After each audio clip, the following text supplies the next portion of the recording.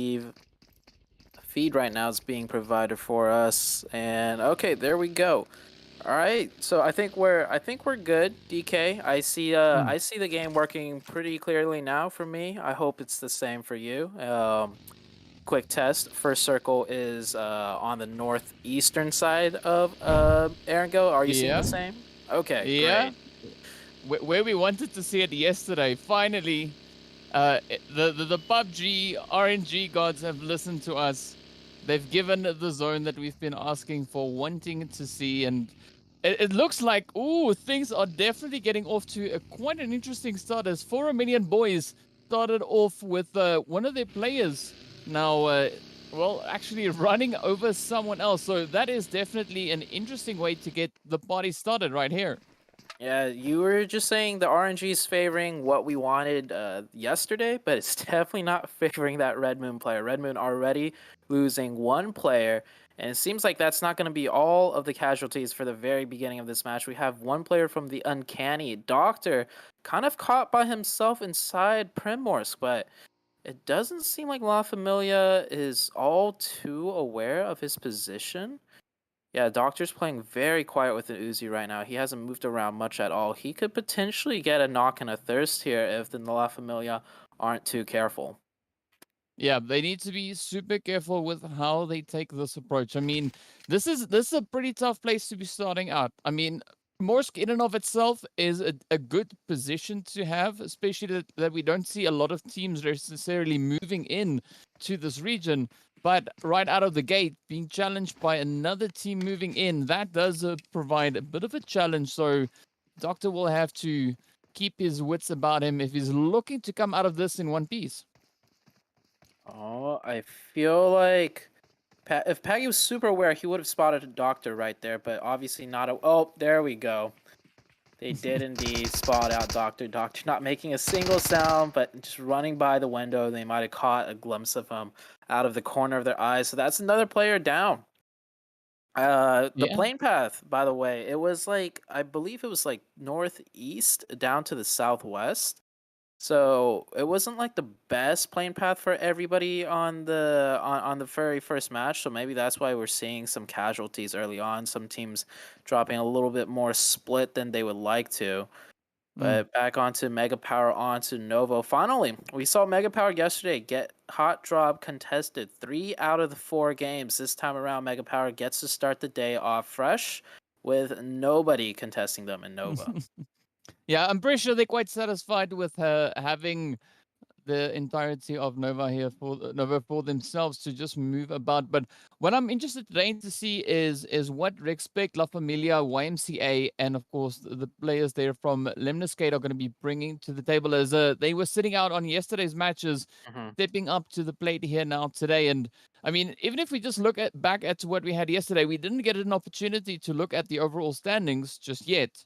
I'm pretty sure we'll get into that as we progress through the day. But I mean, it was a really good day for the Eastern Stars. They came in pretty strong with 27 elims for yesterday, with the players there from Mega Power also coming in with 21 alongside the 4 Romanian men. But strangely enough, Mega Power didn't make it up onto those higher reaches of yesterday's placement. But either way, it's still a good amount of elims that they were able to bring in there for their team. And of course, now we see a lot of teams still going through those looting phases. Even if we look over on towards the players here from 7 Up, they're also now just going to be going through over in Yasnaya. Yesterday, we saw about 14 elims coming in on their side and a grand total of about 27 points heading their way.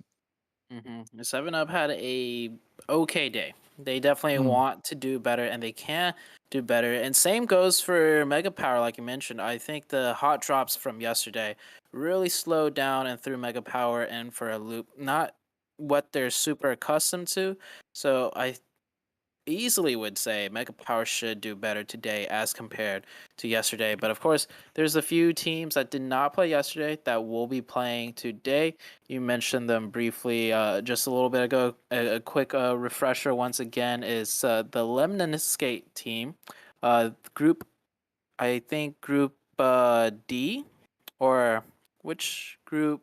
Hold on. I'm looking at this right Today, now. today Group A is sitting out, so we've got the addition of Group E coming in then for today's gameplay. Oh, okay. I see. Group E is the. All Oh, right, sorry, I it's see it. B. Yeah, it's B. B is sitting out for today. My bad. I'm dyslexic Okay. at best for today. B is the teams. Will be the teams not joining us. So that is going to be Game Lord, the 100 rather. The players here Mm-hmm. from Golden Esports as well as LMV. Mm-hmm. I see that now. Yeah. So, very slow start to the game, other than the few casualties in the very beginning of the match. The circle, by the way, is a little bit on that northeastern side. Not a super hard northeast, but it shifted a little bit up to that side. We see a Lemniscape player pulling up to this compound, doing a nice little stop scout.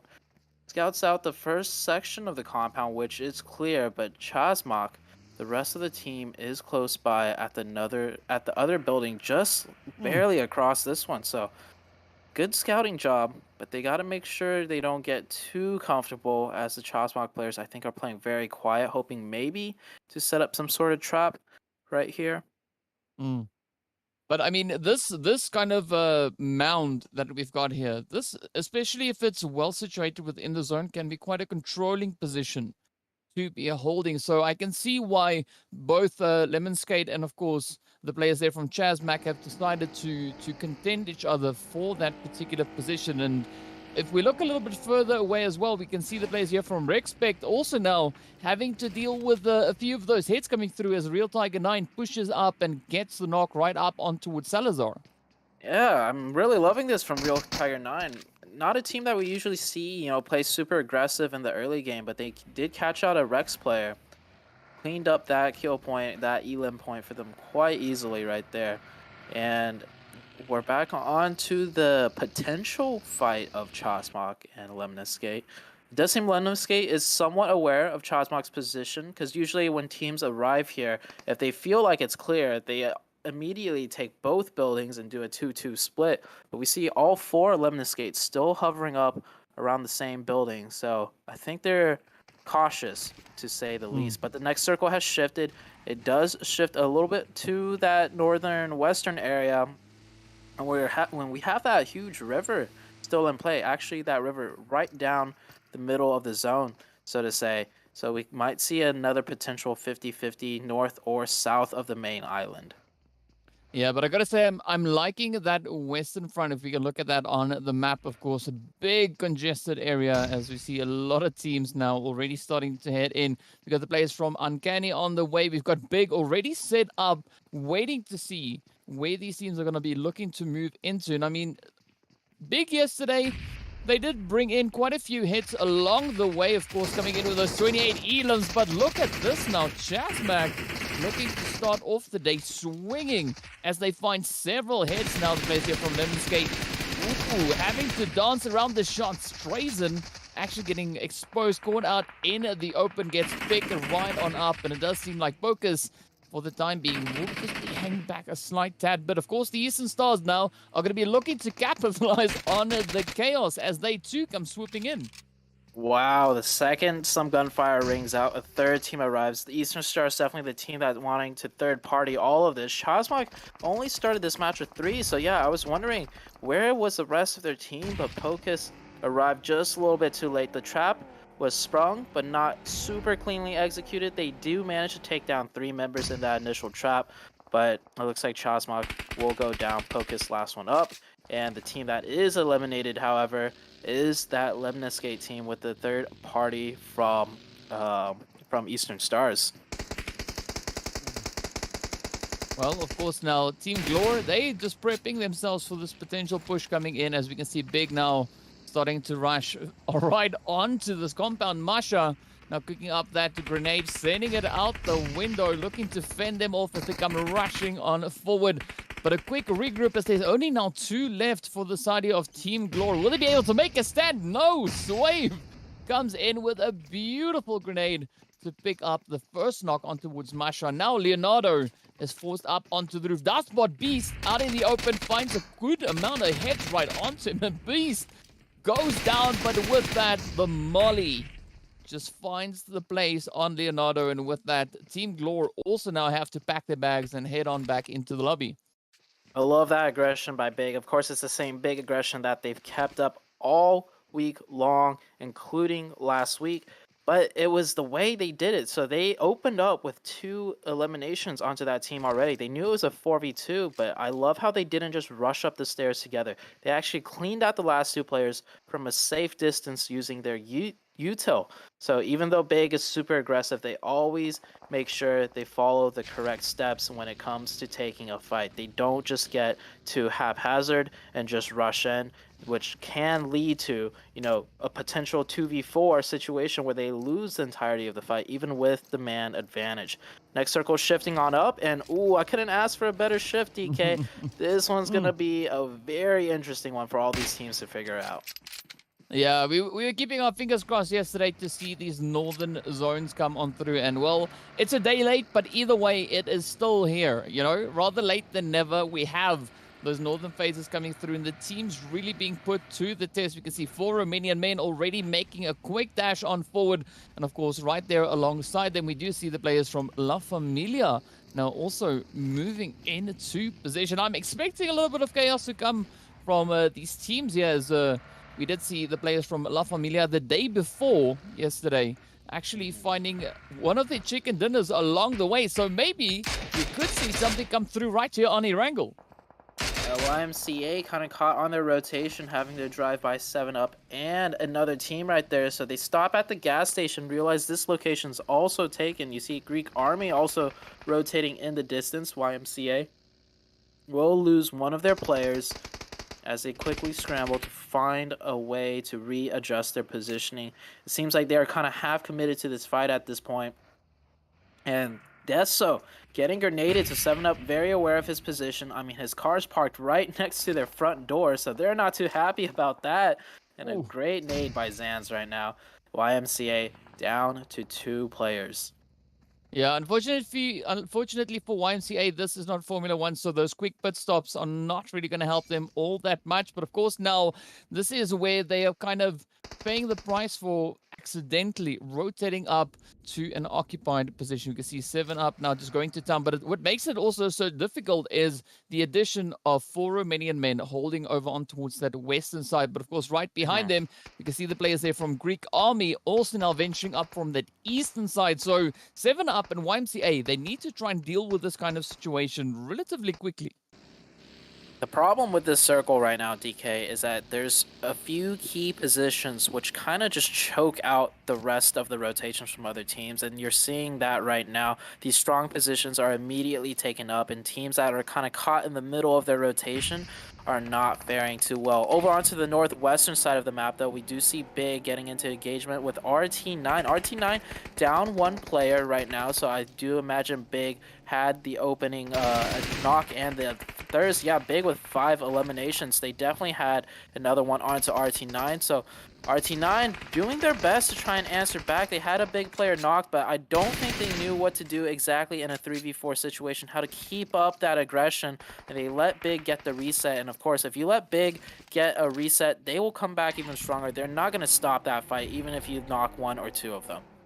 Yeah, but I have to agree with you on that. That instead fuels them instead of deterring them from moving further forward. But of course, now we do see the players here from La Familia just on the inside of that phase, kind of standing between Big and that potential rotation as another shift now comes in, sticking even furthermore towards that western side. But here we go. Those rotations now starting to make their way on in as Big as trying to establish a bit of a foothold here. La Familia does seem to be giving up that position on the side of the hill, pushing rather up onto this fuel station to make a bit of a stand from that angle. Meanwhile, we will see the players here from the Eastern Stars now rotating up as the Red Moon is situated just up ahead of them. Eastern Stars not yet having that position up into the zone. But we're also going to be seeing quite a bit of fighting still happening on that bridge. But look at this rush now. Oh, yes, indeed.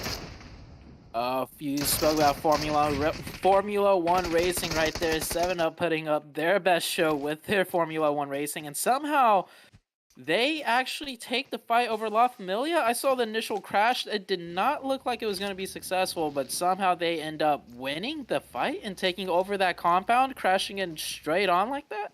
What Hmm. a what a breach. What an entry. Yeah. That's a YOLO and a half right there, but really glad to see it working out for the 7 Up team. Well, you know, 7 Up is pretty great, right? It's my favorite drink, especially at Burger King. But you know, they also performing relatively well in this match, holding their own, standing strong, and you know, it's really paying off for them. But of course, we have to look at the other teams as well. Red Moon now trying to make a bit of a hold up on this northern side. We do still see the players here now from the Eastern Stars looking to gain that entry up into the face. Ooh, Uncanny up ahead now, suffering quite a few hits as Aspira gets knocked running down. Up comes the rest of the team though. Uncanny driving right through the middle of both teams of Red Moon and Eastern Stars. Joker left alive, forced to hide in that shack, but Red X, you see that grenade? It's already being cooked, and there we go. Perfect throw, perfect Kobe by the Red Moon player. We had 3 teams here for a second. Now it's just back to Red Moon and Eastern Stars. And both teams right now just trying to create their own pressure, trying to create their own space. Both teams should be fine for this circle as the Eastern Stars are just taking more of the high ground and letting the Red Moon team sit on the dip. La Familia, though, at this gas station, they have Big overlooking them. This is a very hard compound to breach, especially from Big's position. But all it takes is just one knock, and you see Big spread out, looking for every slim angle possible. If they get this knock, I wouldn't be too surprised for Big to push in, because from this position, it controls so much of the next potential circle. Yeah, they definitely do. And ooh, now we see a lot of chaos erupting all over the place. Red Moon trying to hold up their defenses as the Eastern Stars look to advance forward. Seathis now, just utilizing the hard cover there. And of course, Red X now not cooking up any nades this time around, but does reposition the vehicle not before hitting a few rocks along the way. What's interesting about this terrain though is there's so many of those little hills and valleys to try and utilize, and of course Poker's doing exactly that, sneaking up right behind Big, being able to land a few of those devastating blows. The circle has hard shifted down to the south. That is as hard as a shift as you can get. That white circle pretty much touching the blue from earlier. Well, and 7 Up, it looks like they got a full entire reset onto their team. Big has to make their rotation right now from that northwest, and they're actually going to stop by Chasmog pinning Focus. I love that play by Big. They lost a teammate earlier to that player, and that player probably called out it's just a solo. Go ahead and push this side, pick up that elim point before we have to make our way into the next circle. So Big will get that reset as well. We see Eastern Stars moving down a little bit, and La Familia from this gas station position, I talked about it earlier, this position does have easy control and access to any potential circle shift, and they do get the next one close by. Yeah, but it's going to be quite essential for them to try and deal with the players there from Big coming in from that western side. We can see Big now coming in with that 2-2 split. Mazzaro and Swave a little bit later on that rotation, and I'm liking this approach coming in from Big, but still, now, the players here from La Familia, they also need to be quite considerate of how they're going to be rotating out of this as they continue now to try and laser down. Mishi comes flying into the river, as one would expect if all the tires got blown out. But now it all comes down to finding those angles. Beast, unfortunately, getting picked right on up. Mozaro also now getting knocked, and now it is up to Mishi and Swave to try and survive this. Yeah, Big just not having the time needed to really take a fight with a team on the edge. I'm pretty sure they were looking for that gas station knock as much as possible, but with the circle closing and them forced to take a bit of a haphazard rotation, it looks like the Big team is slowly starting to fall apart. Of course, Mishi will be alive for the Big side. Taking a look at the mini-map on the bottom right, looks like Eastern Stars will make their way in on the northern side too, with Red Moon, the last player of Red Moon, forced to heal inside the blue. But that position for 7 Up still just looking absolutely fantastic. As we can see, Zan's, of course, now getting knocked on. Bob coming in for that res. But this is where the players here now from Mega Power have that long-range reach. As you can see the shots continuing from Fella. Already finding quite a bit of damage on towards Kapahala just a few moments ago. But now Doran, comes rushing in, trying to clear it up. so they could potentially pull off that race. I mean, they're still looking to finish strong in this phase, looking to bring in all 4 players. Yeah, Eastern starts with, oh my gosh, is that 14 eliminations already? This is the Eastern Stars that I was looking forward to. They did great week number 1. Yesterday, they also did well, but it was their first day back in a little bit, so it looks like they needed that day to fully warm them up, and they're at 14 eliminations. There's still so many teams and players left alive. That 14 is going to quickly change to a 15 as this team starts pressing forward and cleaning out the sides of the circle. Yeah, I mean, they were popping off yesterday, and so far today, they are almost halfway. Well, they actually just passed halfway of their total elims just yesterday after the entire day. But look at this, they're going to continue with those efforts. Meanwhile, the players here from La Familia are looking for that safe passage into this next phase. As they find themselves over on this western side, but of course, players here from Mega Power right up alongside them. Oh! We do see a little bit of carnage now coming through as there's quite a big bombardment of utilities getting sent in all directions. Mishi does pick up YMCA in the process with a quick retaliation coming through as Mishi now gets sent right on back. But with that, we are down to only 5 remaining teams. Yeah, we missed it on the camera, but Mishi was the last player from Big, hiding in that water in the buggy the whole entire time, forced to make a move, and he did take some casualties with him before he went down. La Familia getting pressed in now by the Mega Power team. Mega Power rotating from the top high ground, slowly working their way in. La Familia down to 2. Clay holding the far off angle, trying to provide as much support as he can to Evil Boy, but is not looking too good. Evil Boy just hanging on by the skin of his teeth right now. Mega Power with 4 up nonetheless. This is a team that is looking to break into the circle along with Eastern Stars. Eastern Stars got to make their push front onto the 7-up team. Yeah, definitely. And of course, now we see Eastern Stars reaching all the way up towards Mega Power. Now, they're having to kind of rethink the approach. But look at this. Evil Boy manages to get the knock on in. Now, Mega Power down to only Lodges as those heads come in. But up comes the Eastern Stars, of course, rushing straight on towards Blaze here from 7-up, challenging them for the compound. Up comes the showdown. Oh, yes. Wow, Kapahala now the last remaining hopeful for the side of Eastern Stars. 7-up having a quick opportunity here to try and reset and refortify their position. Oh, Eastern Stars having such a tough time right now, and now being third party by Lodges, but the 7-up team shuts that one down. 7-up says, no, we do not need your help. We got the Eastern Star players to ourselves. It's a 1v3 situation for Eastern Stars. Now 7-up knows this, and they absolutely swarm him. Not much that he can do. Eastern Stars go out of the lobby. Mega Power also eliminated off screen. It is down to the 2 teams of La Familia and 7-up. It's a 3v2 situation. 7-up have the man advantage, and with that next circle, they will also have the zone advantage. Yeah, I mean, 7-up looking super, super strong in this match. Already 12 elims to their name, looking to pick up the final 2 to seal in that winner chicken dinner. Of course, now Bob just quickly trying to get a bit of a lay of the land here, just trying to see if he can spot any potential movement. Sparky, of course, also now on the overturned vehicle. Very similar parking to what we saw yesterday on Miramar. But Clay sneaks that head right on in as Sparky gets caught off guard. Ooh. That is not good. One of the players, yep, Evil Boy's going to take the advantage off that beautiful knock, and he actually spots the edge side, just the tippy edge of that last 7-up player. The grenade in hand. 7-up is going to try and get that reset. Is that grenade good? It bounces. It is good. Oh my god, what an ending. And it actually La Familia takes the match. They take the game in a 2v3 situation. 7-up.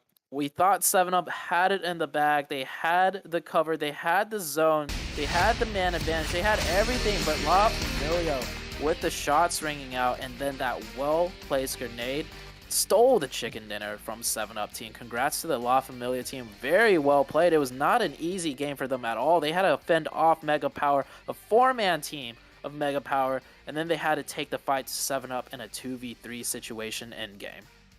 Well, that was absolutely beautiful to watch. But what's quite nice to see is we had both the team finishing in 2nd and 3rd place. I mean, 7-up and the Eastern Stars finishing off with some pretty high elims to their names. So definitely quite a bit of aggression coming into this first match of the day. So I'm excited to see what our remaining 3 matches will have in store, but definitely big up to the players there from La Familia, finishing it off in style, bringing in some well-deserved points for the team. I think the top 3 teams overall all had at least 10 or more eliminations. The Eastern Stars finishing in 3rd, and last we saw they were at 14. Probably picked up 1 or 2 more there. And then 7 Up, even though they didn't get the chicken, when the camera was on them, they already had 10 plus elims, and then same with the La Familia team. So all 3 teams from the top 3 soaked in a lot of the points, and I think it makes sense. We saw La Familia control the western side of the circle from the gas station compound. We saw, of course, 7-Up at the center of the circle, picking up a lot of eliminations with the Zone Blesses, and then Eastern Stars sweeping in and controlling everything from the east. Eventually, it did lead to that clash right in the middle of everyone where La Familia came out on top. But all 3 teams, multiple eliminations. Yeah, I gotta say, these northern phases definitely do not disappoint, and who knows, maybe we might get spoiled with a few more of those in our remaining Erangel matches. But of course, it is time for us to hop into a bit of a break while we get ready for the next match. So we're going to be having a look at those highlights while we get everything ready. So see you guys back in a short few minutes.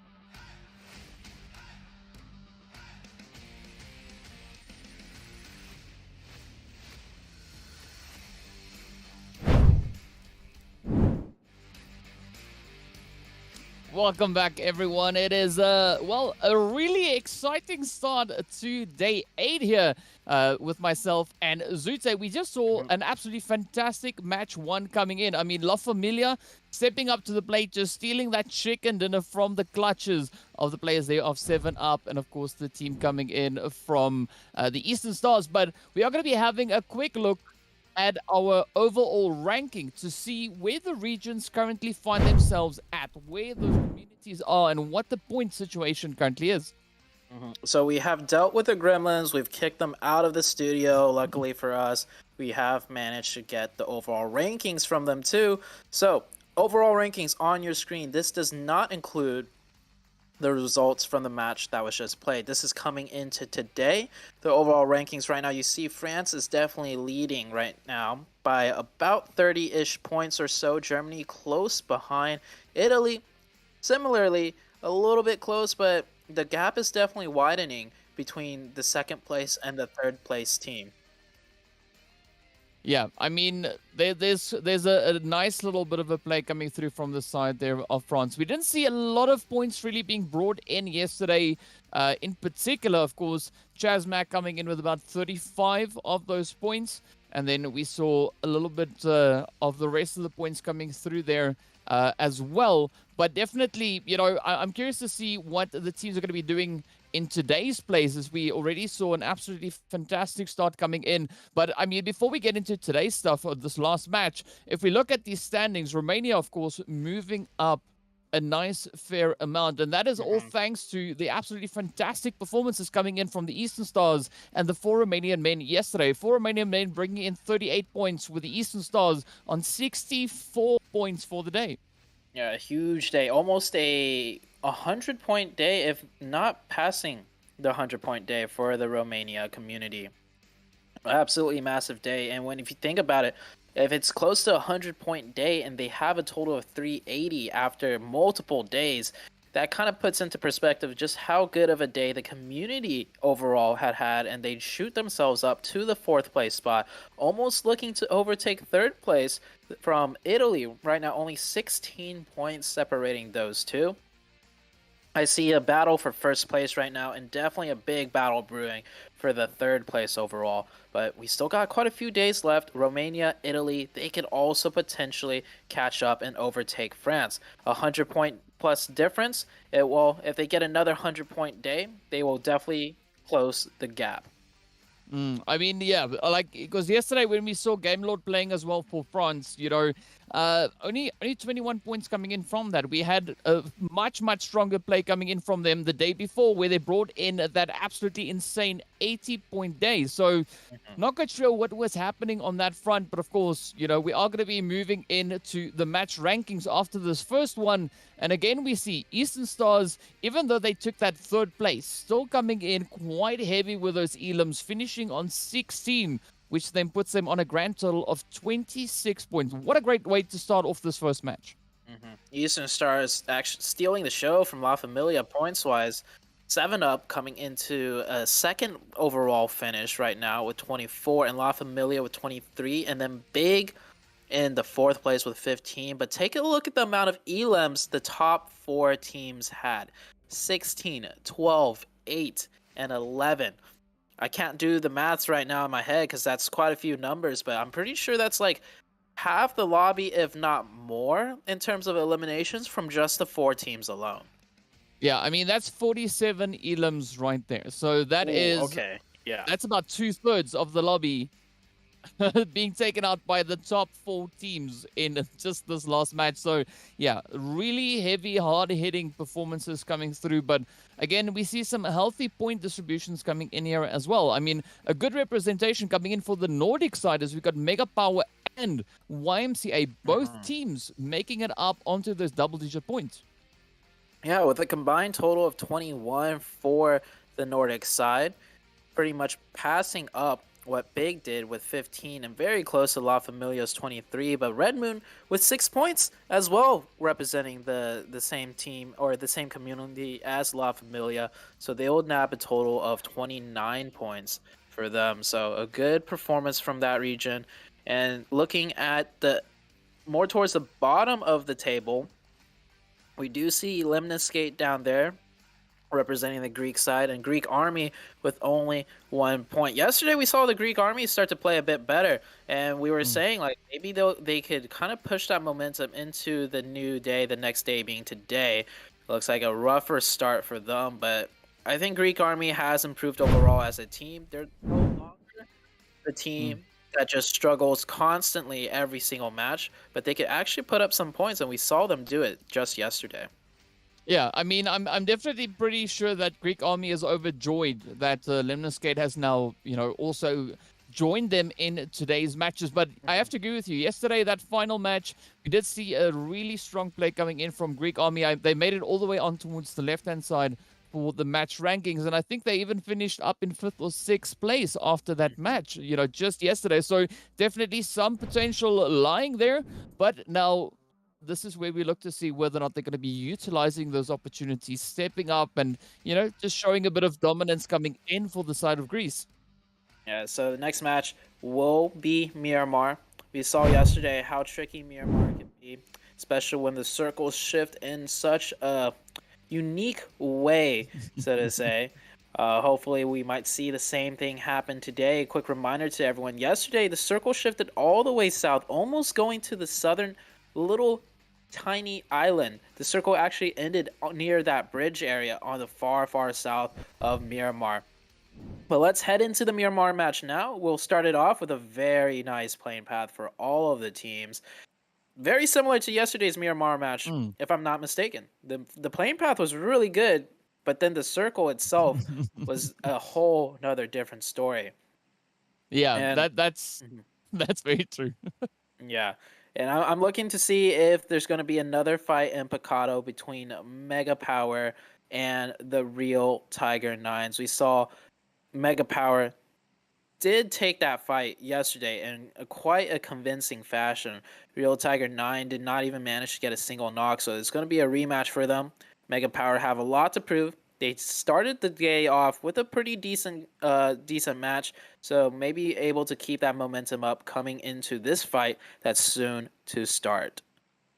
Yeah, I have to agree with you. It's going to be quite exciting to see what both of these teams are going to be bringing to Picado. That's, of course, if that is where they're going to be dropping, as we can see the teams now starting to make their way on out. But I'm pretty sure a lot of these teams are quite satisfied with a very comfortable flight path coming in. Now comes the big question is, where is this first phase going to go? Will we have another surprise, another few spanners in the works? We'll have to wait a little while longer to find out exactly where it is going to be taking us. But, of course, Oh no. well, it centers up to Los Leones all the way down to the south. Oh, another very southern circle right here. The south side of Myanmar, always tricky to play in. Not a very common circle either, a southern Myanmar circle. So that's going to put these teams in quite a bit of trouble, especially if it ends in the Los Leones city. We haven't seen a city ending yet on Myanmar, but this could be the one. The circle's definitely favoring that Los Leones end game. Yeah, I mean, these city finishes are exceptionally difficult to play, and it puts quite a bit of strain on the teams. But I mean, for now, we've got the players here from Mega Power and Real Tiger 9 starting it out in a city over into Picado. As you said before, we saw quite a few fights over the past few matches, in fact, breaking out Hmm. not only between these two teams over in towards Picado, but we saw that continuing it through Erangel as well. But hopefully, we could see a bit of a bounce back coming in from the side of Real Tigers. They potentially look to reclaim their hold of Picado. It's not too surprising they also fight, or they did fight on Erangel the other day. Picado center of the map, Pachinki also center of the map. So it's no coincidence that these two teams have clashed on more than just one map. They want to favor that central starting location, and of course the loot in both cities is pretty decent. So Mega Power this time around in Picado, they're taking kind of a different approach. We usually see Mega Power drop in a 2-2 fashion with two players contesting the Red Tiger 9 team, like right on top of them. But this time around, Mega Power has spaced out and created more of a 4v4 situation. Instead, I personally don't like it too much because Mega Power dropped on the side with very little loot. Not much to work with outside of the Coliseum on the northern side of Picado. Yeah, what also adds to the difficulty is in order for them to get to a decent loot spot, they're going to have to expose themselves. They're going to have to venture out into one of those vulnerable kind of positions. And that could be the great opening for the players here from Real Tiger 9 to step up and just claim the opportunity. But of course, Septos, we can see also just testing the water a little bit, inching closer and closer to the Colosseum, looking to see whether or not Mega Power have indeed moved on or whether they are still occupying the position. Oh, Lodges with a vehicle. I think Septives did hear the vehicle as he did pull out the gun and started to look over that way, but Lodges is circling back around to his teammate on the other end. I love what Red Tiger 9 is doing, though. They have one player that's just continuing to loot because there's so much left of the city for them to loot. They're not committing all 4 players to just make sure the team is trapped inside the Coliseum on the side of Mega Power. And I don't think neither team is really going to make that push. That's a huge cross make from one side to the other, from the stadium to those big, giant red apartments. Yeah, it is quite a bit of ground to try and cover to get up into that position. But, well, we'll have to wait and see what exactly it is they're going to be bringing. I mean, the players here from Chazmac, they have a very comfortable looting up on towards Pozo. There's no one really that we can see on the minimap really contending with them currently in that position. But oh, look at that, though. Mega Power does find a quick hit up on towards Mango with Nazgod holding their position in the 5 stack. I'm curious to see what Nazgod is going to be doing with that position as Remix now gets picked up. Riti with the mini 14, some quick couple spam shots and a headshot in that kill feed too. Immediately dropping that player. You saw that player had no helmet, and if the aggression is breaking through, Mega Power already had 2 players in a car ready to slam on in. And the aggression out of this team, all it takes is that one knock, that one opening. And now we are in for a fight. I love how this fight has broken out so aggressively. It's a 2-2 push.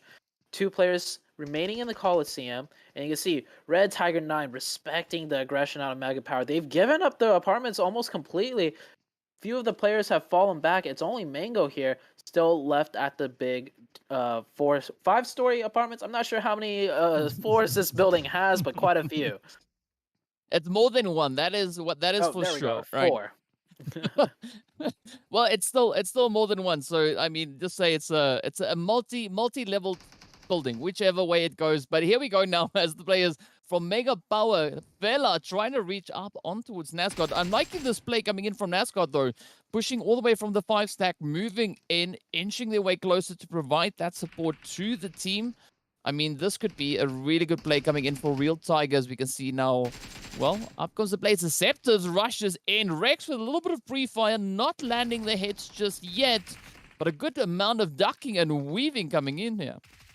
Yeah, it's a game of cat and mouse, this 1v1. Going all the way through, and Rex with the UMP gets the better of that trade. But Mega Power, they're down to 2. They've lost 2 other players elsewhere trying to push the fight. Seems like Red Tiger 9 has only lost 1 player. 1 player knocked, will be able to get revived. This will be a 2v3 situation. So Mega Power playing it very aggressive, but the execution was not fully there as a man advantage goes over to the Red Tiger 9 team. Well, this could be that comeback potentially coming for the players here of Real Tiger. As you said, they've got the man advantage. They've been able to put quite a bit of a dent into Mega Power. But now it's all down to Mega Power to try and make a play. As we can see, Lodges as well as Rex just trying to hold the fort. Rex trying to explore the options available within these compounds. Meanwhile, we do see also that zone just inching its way further forward. Blue zone, of course, making its way up. Still not a lot of movement coming in on the map just yet. The team's still being relatively cautious with how they approach this. I think they're going to be waiting to see where this next pop will be taking us. And then with the next circle shifting out so soon, may as well wait to see if the circle is going to hard shift to one side or the other. And with the teams coming in from the blue, there's quite a lot of time left until the blue zone actually starts to hurt, but you want to balance that with how fast your rotation is, especially like a map on Miramar. Eastern Stars here on the east side, picking up a few more vehicles. I don't think Glor is going to pop off any shots there. They do have 1 player on top of the mountain. But Eastern Stars will be able to rotate freely with no hindrance to them, wrapping in from the east side of the map. all 4 players rotating close together. That's a very good thing to see. You don't want to get too separated on these long distance rotations because some teams might just rotate into you, and if you are super spread out, it is hard to get the team ready to take a fight. Yeah, and that also, like, I mean, I've heard a lot of people say that it's best to, not rotate up in one vehicle. We do see that happening at times, but yeah, I have to agree. Rotating up close together, but not in the same vehicle, does definitely have several benefits coming through on that front. But now, speaking about benefits, Real Tiger 9 look to benefit from their number count here, right? So they outnumber the players coming in here from the side of Mega Power, but we're not seeing a lot of aggression. It's like Real Tigers is waiting to see what Mega Power is going to be doing here. Between these two teams, Real Tiger is definitely the more passive one. Even with the man advantage, they're not pressing it. And that right there, that was actually a peak by the Mega Power team. They've had enough of this. They know it's a 2v3. They're not scared to press the fight, though. They get one knock, goes for the second one, and oh my gosh, a UMP. That's a back-to-back knock for Rex. Rex actually picking up a total of 3 because he won his 1v1 earlier. So Rex the MVP of this fight. Now it's down to a 2v1 situation when Rex... or not Rex, even though Real Tiger 9 had that initial advantage, that advantage is taken away. Now it's got down to 1 HP. The call out was made. Law just follows up, and Mega Power once again claims the fight in Picado. But it's really good to see the synergy coming in on the side there of Mega Power. I mean, the communication just seemed absolutely on point. As the first hit came through, Law just knew exactly how to play that one through to move in to find the extra bit of damage to close up that engagement. So well played on the side there of Mega Power. But now we look at the teams getting ready to move on up. That phase, of course, now having shifted a little bit further down south, still centered up towards Los Leones. And this is where we see the teams actually starting to venture in. We've got 4 Romanian men. We've got 7 up. We've got the players coming in from Red Moon. We also have La Familia looking to push in from the northern side. Los Leones, Zute, is going to be jam-packed with teams. Right now, yeah, a few of the teams have decided, okay, we'll claim our ground. We'll claim a stake in Los Leones. Of course, they're not taking the center of Los Leones. It's so hard to rotate out of if the circle shifts elsewhere. But they're claiming the stronger positions on the outskirts of of Los Leones. Big, on the other hand, sticking true to what they want to do, which is take these isolated 4v4 fights. They spot out a team. Bravis is put up to the challenge, and the Beast pushing in so aggressive onto that off angle. Misses a few shots, so switches to the Uzi. Realizes he's kind of surrounded, but he's got the entirety of the big team supporting him. 2 players of big actually knocked right now, so Beast is kind of on his own.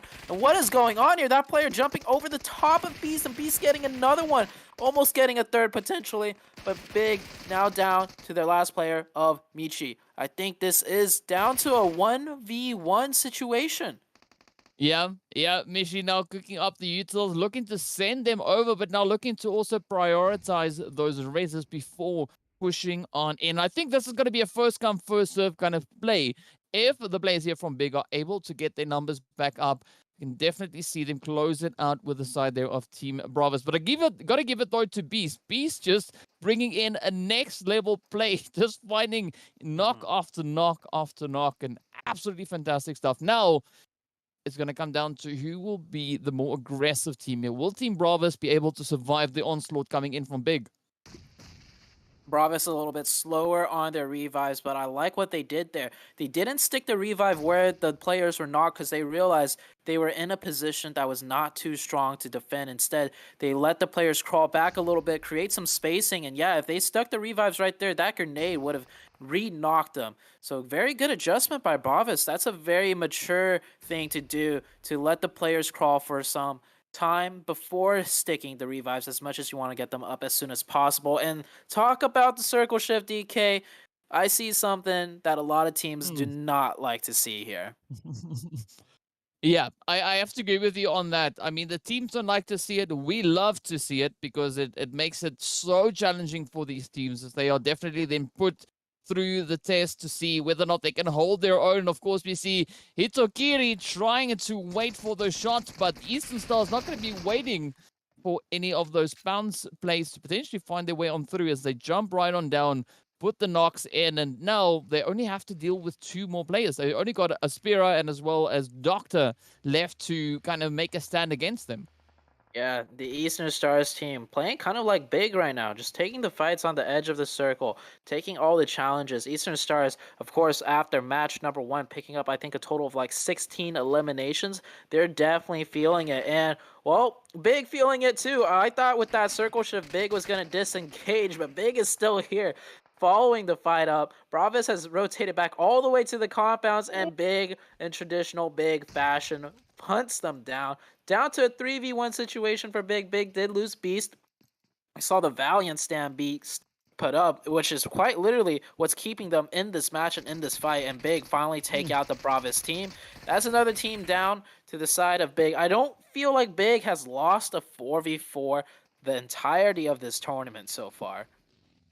Yeah, they super comfortable with getting into these team fights and just holding their own, just continuously punching through whatever challenge gets thrown their way. And gotta give respect where it's due. I mean, absolutely fantastic play coming in for the side of Big. That takes a certain amount of kahunas to pull that off. Yeah, I actually really love the teams that do play that way. As a previous competitive player, I will say it is more fun to take the fights instead of rotating around in the game for the first 20 minutes and then you're just stuck with a bunch of teams all around you. Taking those isolated 4v4s does work on the communication aspect of the teamwork, and it also trains each individual player in those 4v4s to be able to think fast on their feet. So a very good way to practice, and also a very viable way to pick up many points as the Rex players trying to rotate into this late game of Miramar. Every compound, every sightline almost pretty much in the Los Leones area has been occupied, and Rex will not be able to entry in as freely as possible. And the Ooh, next but circle shift, yeah, tell me about it, DK. man, yeah, like this just looks so tough. I'm curious to see who's going to be moving on to that eastern hillside. I mean, Eastern Stars already moving on to one of them, but we have that northern mound as well. That could also be quite a favorable position for teams to move into, as they'll have a beautiful line of sight down onto the city. Oh man, a Los Leones finish. I'm hoping it ends in Los Leones. I do not want to see the circle shift towards the Eastern Stars. I mean, they will just have a field day pretty much picking up all the eliminations possible as the teams just massacre each other in Los Leones. Hopefully, in somewhere in Los Leones, we'll see an urban street brawl, an urban street fight. Speaking of which, we already have one breaking out between Glor and the 4 Romanian men. Ooh, yeah. Now again, Glor being put to the test as we have Leonardo already getting sent away. Masha now trying to hold on to this floor for Romanian men, looking to gain a bit of ground. But this is such a challenging position to be playing in, though. I mean, because if you move up to the roof, you are exposed from the teams holding around. But now we do see the players here from Lemonskate also looking to get their own slice of the pie. Oh, 3 teams on the southern edge. Lemniscate kind of being shut down there, losing 1 player until Lemniscate is going to rotate a bit more further in, somewhere where it's not as occupied. But these 3 teams here are pretty much locked in on the southwestern side of Los Leones. Next circle will probably force these 3 teams to continuously engage each other unless if the circle blesses them and shifts down onto the southwest. Taking a look at the rest of the map, though, you can see so many team names hovering in the distance because we're in the late game and everybody, besides maybe Eastern Stars, is inside Los Leones. Ooh, and this is going to be an absolute brawl. But of course, up comes the 4 Romanian men now looking to clear out the building. Meanwhile, Glor are reduced down to only 1 remaining hopeful. YMCA coming in from that northern side. Ketu being the first one to push on in. I guess see where the rest of the team's going to be moving up to as well, because we got the players here from Chasmac right there alongside them. I'm not quite sure whether or not Ketu is aware of their position.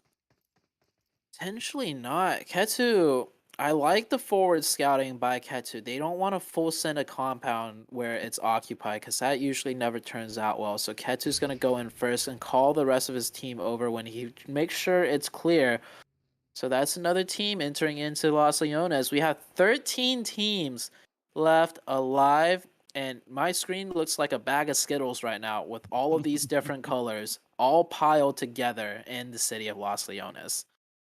Yeah, there's nothing wrong with that. I mean, Skittles help to, you know, give you that extra little bit of boost of energy when you need it. Well, depending on how you use it, obviously. But man, yeah, this is going to be quite the brawl, as we can see. 13 teams in Los Leones. That's next level chaos. I mean, these are not bot level teams. These are insane players right here. Now we find them all cheek to cheek, sharing the position here, and the zone shifts up to the northeast to that mound. Wow. You question if anybody's going to take that northern mountaintop, and Chasmok Gaming actually goes ahead and takes advantage of it, doing a 3-1 split. Interesting split. I would expect more of the players to be on top of the open high ground, but you see Azure in that mini-map on the northeast readjusting as they are being challenged by the Eastern Stars. Now, Eastern Stars trying to send 3 players up there at this, holding down a central compound all by his lonesome. Meanwhile, on the rest of the map, 7 up on your screen, pushing into that southern shift right there, challenging the Red Moon side, and multiple teams are about to get crazy here. Wow, well, things really lighting up. 7 up, rushing on forward, but with that, a good defensive play as Red Moon stand their ground, not backing off of the engagement just yet. Versace, of course, coming in with those hits onto Zone. Down goes Starkey. Another rush comes through. Bob follows through with the hits and does send them away. 11 teams now remain. Red Moon running right up into the lobby. Yes, what an angle to hold. I think he got all 3 knocks holding that angle. That slim doorway angle works out great for him. Chasmog Gaming, I think, are taking the fight now with YMCA, as YMCA has had to push closer into the Chasmog's compound with that slight eastern shift from the previous circle. And it's all out chaos everywhere. Take a look at the kill feed as well. Teams not on your screen, all fighting each other. Eastern Stars taking out the Uncanny. Uncanny tried to do a wrapping rotation to take this high ground, but it's not looking like it's working out. Eastern Stars will take that team out. Eastern Stars with 4 up. They got that reset from earlier, and they are continuing that deadly 3-1 split. Yeah, but of course they need to be so careful. Big having a very similar idea, also venturing up on that eastern front. Meanwhile, if we look on towards the place here from Chasmok, they are going to be defending it as the shots come through with that. Versace gets sent right on away. Big, of course, rushing up onto the place there from the Greek army. And now Pocus left to try and hold on. Fortunately for Pocus, he is not entirely alone, as we do see Shadowin popping off a quick hit onto the side here of a YMCA. The pressure is going to be pretty high as they continue to look to push forward. The shots now flying in. Yet another knock finding its way up into YMCA. Shadowin gets knocked on down. Focus gets picked up. And now it all turns to Trazen and Azza to make the final stand for Chasmok. Chasmok did not have all the players ready to take that fight. It was a 2v4 situation, but Rex coming in for that third party. They heard the shots, and, well, Azur's going to take that as his cue to go ahead and leave and group up with the rest of his team, or should I say teammate, as the next circle shifted, and it's going to shift kind of out of Los Leones. What a way to end this one. We've had it Los Leones as majority of the circle for so long, and now it's going to shift off it. Rex right now trying to finish up that fight. There's still one more player of YMCA still up. 1v2 situation for them. It is quite literally a battle of life or death, as both teams will go out without being in the next circle shift. Yeah, but a good play coming in so far from YMCA. Oh, Larix now being put to the test as the rush comes through, but unfortunately, Rexpect step up and reign supreme. Of course, now the Eastern Stars still holding up as they have a very beautiful split actually coming in for the team here. Athos positioned over on towards the western side, while the rest of the team moves in from the east. Just looking to maintain a bit of a controlling play. 4 Romanian men are also going to be moving up from that western front now. You can see them pulling up in towards the warehouse. Of course, several teams still positioned up ahead of them. 4 Romanian men looking really strong right now. One of the few teams with 4 up. I don't know how they managed to keep all 4 alive in such crazy, hectic circle shifts. but they're looking strong. They're looking good. 7 eliminations as well, so it's not like they just got a free rotation in by any means. They have fought their way in, similar to how La Familia trying to fight their way in, trying to use that blue zone to throw the players off, but immediately met by the 4 Romanian men. At this, winning his one right there, securing that compound down for now, but the 4 Romanian men just looking like they're in a great position to finish out this game. Yeah, they definitely look absolutely fantastic. Of course, Chazmak position up on towards the north, just utilizing the high ground. You can see Azza now quickly trying to deal with Doran position down below. One of the other players coming in, and a beautiful on-point placement as he makes swift work of Doran. Now going to be looking to potentially pick up that confirmation, just making sure everything is fine before pushing on forward. I like that play coming in, but now 5 teams remain. We still have Big positioned all the way down on towards the southern side. We can see Swave and Mozaro right there. And of course, 4 Romanian boys, men rather, still rocking a full squad. 4 Romanian men, even if they don't get the circle here, they'll be one of the teams with the advantage to push on through. 4 Romanian men are aware of Chazmak Gaming's position as well as they scope up there. They use one smoke to push one building compound closer, and they're going to push into Athos in a 1v4, and you see how many grenades and util raining out. Athos forced onto the outside, which gives over that kill confirmation, that elim confirmation to Chazmak Gaming.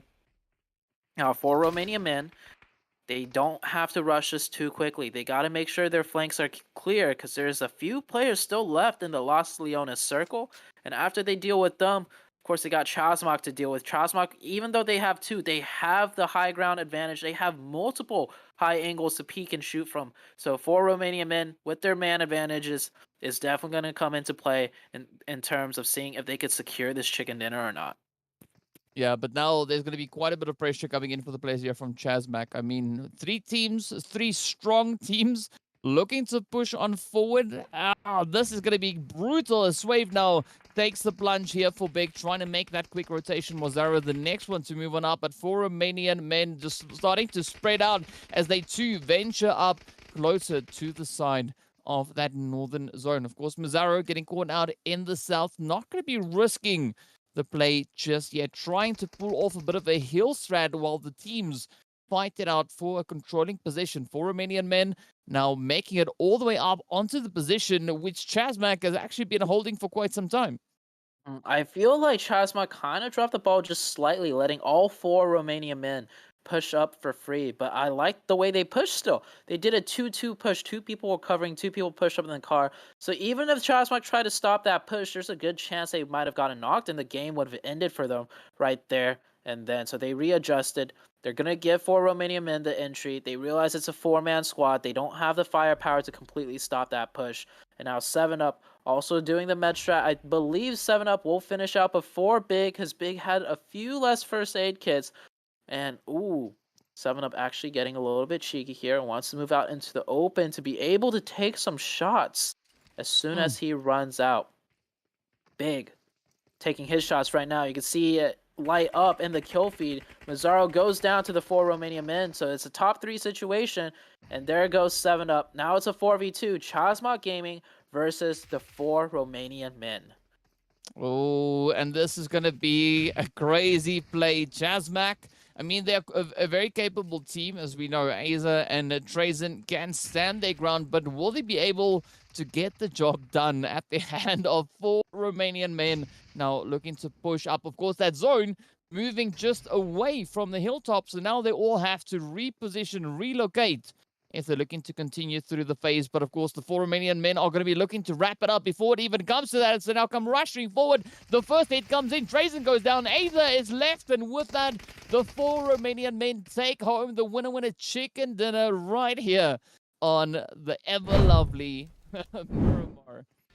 What an ending. Los Leones all the way through, and then at the very end, it shifts into the open space of that mountaintop that you pointed out 3 circles earlier. You were wondering which team is going to take that northern mountaintop, and it was Chazmak Gaming. Though I can't help but to feel they had a potential to have all 4 players there, right? They did kind of a 2-1-1 split where they lost a fight to I can't even recall which team it was because there's so much action, but they lost a fight defending that compound, and they went down to 2 players. That could have been a win for them. Maybe it's something that for them to learn for next time. I even pointed it out before. I'm surprised they did a 3-1 split, but they only had 1 player up on that high ground, whereas usually you would see 3 players up there. It's similar to the way Eastern Stars played it. A really good game for the 4 Romanian men. Still don't know how they managed to have all 4 up alive, working through Los Leones with all those nooks and crannies, but congratulations to them. Yeah, that has been an absolutely beautiful, beautiful bounce back coming in from 4 Romanian men. I mean, a 14 Elam game over on Murmur. That is absolutely fantastic stuff. That is what we want to see. That, of course, puts them on a grand total of 29 points for this particular match. So a good way to add on more points, but definitely a really strong representation and performance coming in from the entirety of the Romania region. Yes. Eastern Stars always a very solid, consistent team. They also had a very good finish as well.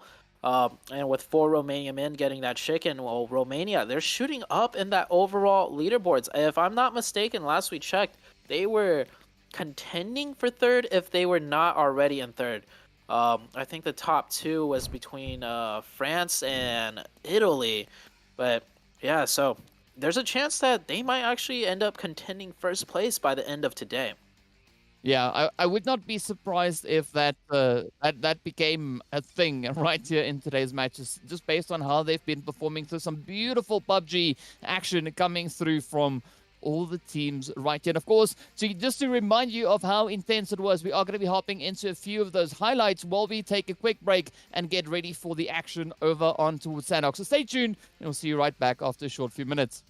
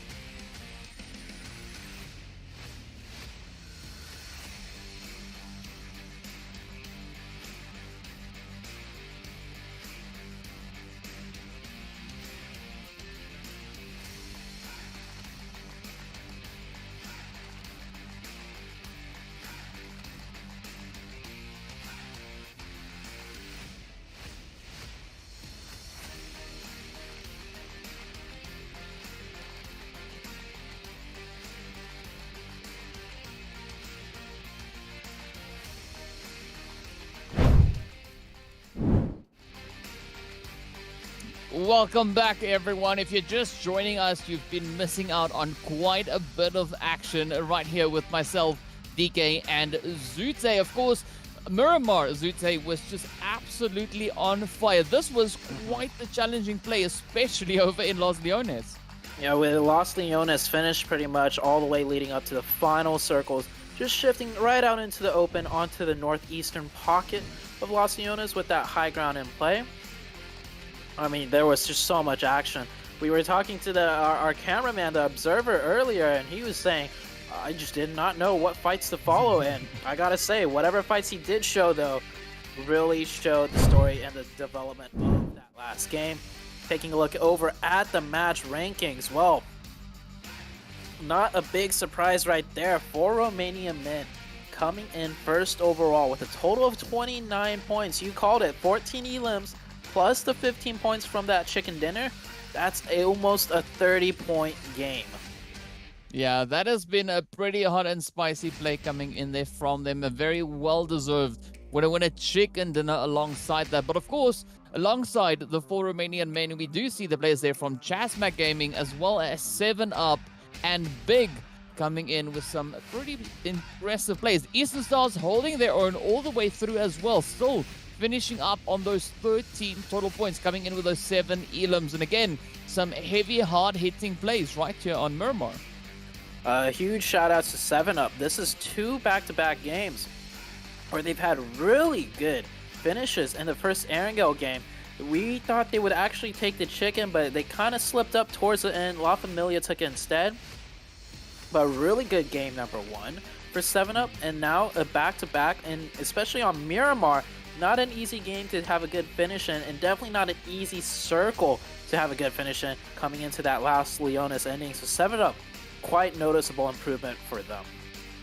Yeah, a really, really good play coming in there. But of course, if we look on to the opposite end, we do see the players there from Mega Power taking that 9th position. And, you know, not too far behind them, we see Red Moon as well as Lemonskate. So it's good to see Lemonskate also now bringing in a bit of a stronger play. I mean, they're kind of changing and trading places with the players there from Greek Army, who we saw finishing up above them in the previous match. So a good play coming through on Miramar. Love to see even more of an improvement coming through in the remainder of the games we have. But unfortunately today for Uncanny, things are looking a little bit more on the tough side. Uncanny down there on that leaderboard. And 14th overall, managing only 1 point. But for all the teams that didn't do too well this game, I would almost kind of just chalk it up to, you know, the circles. That's not a circle that I can really practice or prepare for. Very just tough to navigate, like with the zone shifting to the northeast constantly in the Los Leones area. If you came in from the southwest, well, you had your work cut out for you, and it was not going to end too well to begin with. So you can almost throw that one, you know, in the books. Just be like, well, circles were rough. Next Miramar game, maybe it might be a more traditional circle where their strategy and practice from over the course of the months or even the years of how long they were playing can really come by. Yeah, I have to agree with you on that one. There's not much you can do to prepare for absolutely insane zone shift like we were having coming through in this last Miramar match. But I'm going to say, I like those zones though. I mean, it really challenges these teams as it's something that kind of breaks the mold, right? It's out of the ordinary. It's not something that they are too accustomed to. But I got to give it though to the players there from Chasmac as well as the players from the Eastern Stars being quite early and trying to reposition themselves towards that northeastern mount that we saw finishing up in this last phase. I mean, that was an absolutely controlling position to have. But of course, for Romanian men, they saw the importance of that. And we saw that beautiful push coming in from the entirety of the squad of 4 Romanian men. Yeah, 4 Romanian men, we didn't see too much of them on camera as far as how they managed to keep 4 alive, pushing all the way into the final zones. But in an urban city fight like that, it is crucial that you keep all 4 players up. And it's so difficult because one wrong corner turn, one wrong street crossing, and that's a player that's knocked and immediately thirsted. So 4 Romanian men figuring out their strategy quite well in navigating the city together as a team and keeping everyone alive gets them that chicken dinner, that Miramar match. So kudos to them. I do think coming up next though, we got a completely different style of map and keeping 4 alive in this map coming up, the Sandhawk, that is not an easy thing to do. We see teams usually lose players left and right just all throughout all stages of the game. Hey, what can I say, Zute? The jungle is dangerous, right? Especially with the snakes that we see sometimes lying in the tall grass. That is just part of the challenge of Sanhok. And it's going to be quite exciting seeing these teams coming in from a big expanse like Murmur, moving into that much smaller map. But they've been going at this for several days now. They've been pretty accustomed to that change up coming through. So I'm curious to see who's going to be the team to take the lead. Who's going to be the one to step up, because this time around we don't have the 100 in here, and we know them to be a very aggressive team. Could we potentially see the players from Big now take that opening, step up, and maybe steal the show? Yeah, Big, one of the teams that, thrive in fighting but struggle on Sandhawk. I can't blame them though. The problem with Sandhawk is if you start a fight, if you don't finish it within the first minute or so, you're getting third party. Whereas on Erangel and Miramar, we see time and time again, Big can take these isolated fights and they can stretch over the course of 2 to 3 minutes and there won't be another team nearby. And that's not by chance. Big sets up their fights that way, and Big kind of avoids fights on Sandhawk for that reason of getting third party.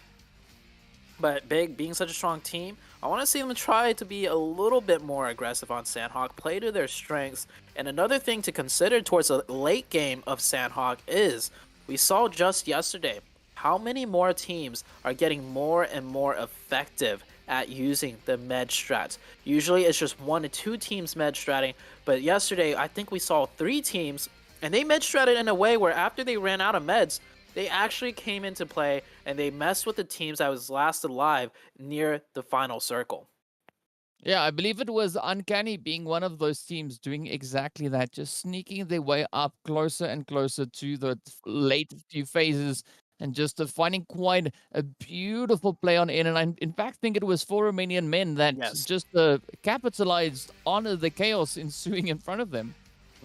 Yeah, there was a team that was supposed to get the chicken, but the med strats from the blue and the final 4 shots, or the final shots from those medding players, completely ruined the chances of that team. We'll see if we get into something similar today, as we are now hopping very soon onto the Sandhawk match.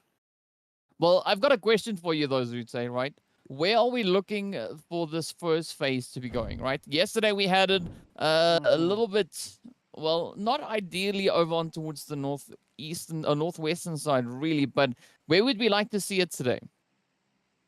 The Northwestern Circle still. It has yet to happen in this tournament, of course. I think this might be your last day casting with you, and I've absolutely enjoyed the circle shenanigans you have brought while we have been working together. So fingers crossed, maybe we'll both get to see what we want to see. A Northwestern Circle, Sandhawk, please give it to us at least one time for this tournament.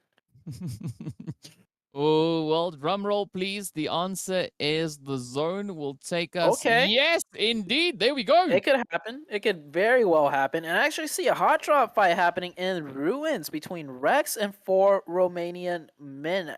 Actually, Rex is doing a really big split. Musicus all the way down in the south, and then you see Brandboy south of Painan. What an interesting drop by the Rex team. That is quite a crazy split. And it's actually not Rex that gets caught out by 4 Romanian men. It's a player of La Familia having some issues with parachuting maybe. And 7-Up in a hot drop fight with another team in. Well, we talked about Big finding isolated 4v4s. So they're going to take one right now. Just straight up hot dropping another team. And no surprise there. They're coming out on top. Yeah, definitely nothing out of the ordinary for Big to just come in with an absolutely devastating start to the match. But now Bob also gets picked on up, and it all turns back down to Zans to try and survive the rest of the map. Not even 2 minutes in, and 7-Up has been reduced down to only 1. I mean, Big, they are just absolutely brutal. And Painan being contested for the very first time. We don't see a standoff in Painan until the later stages of the game if the circle shifts here. But La Familia getting contested by YMCA.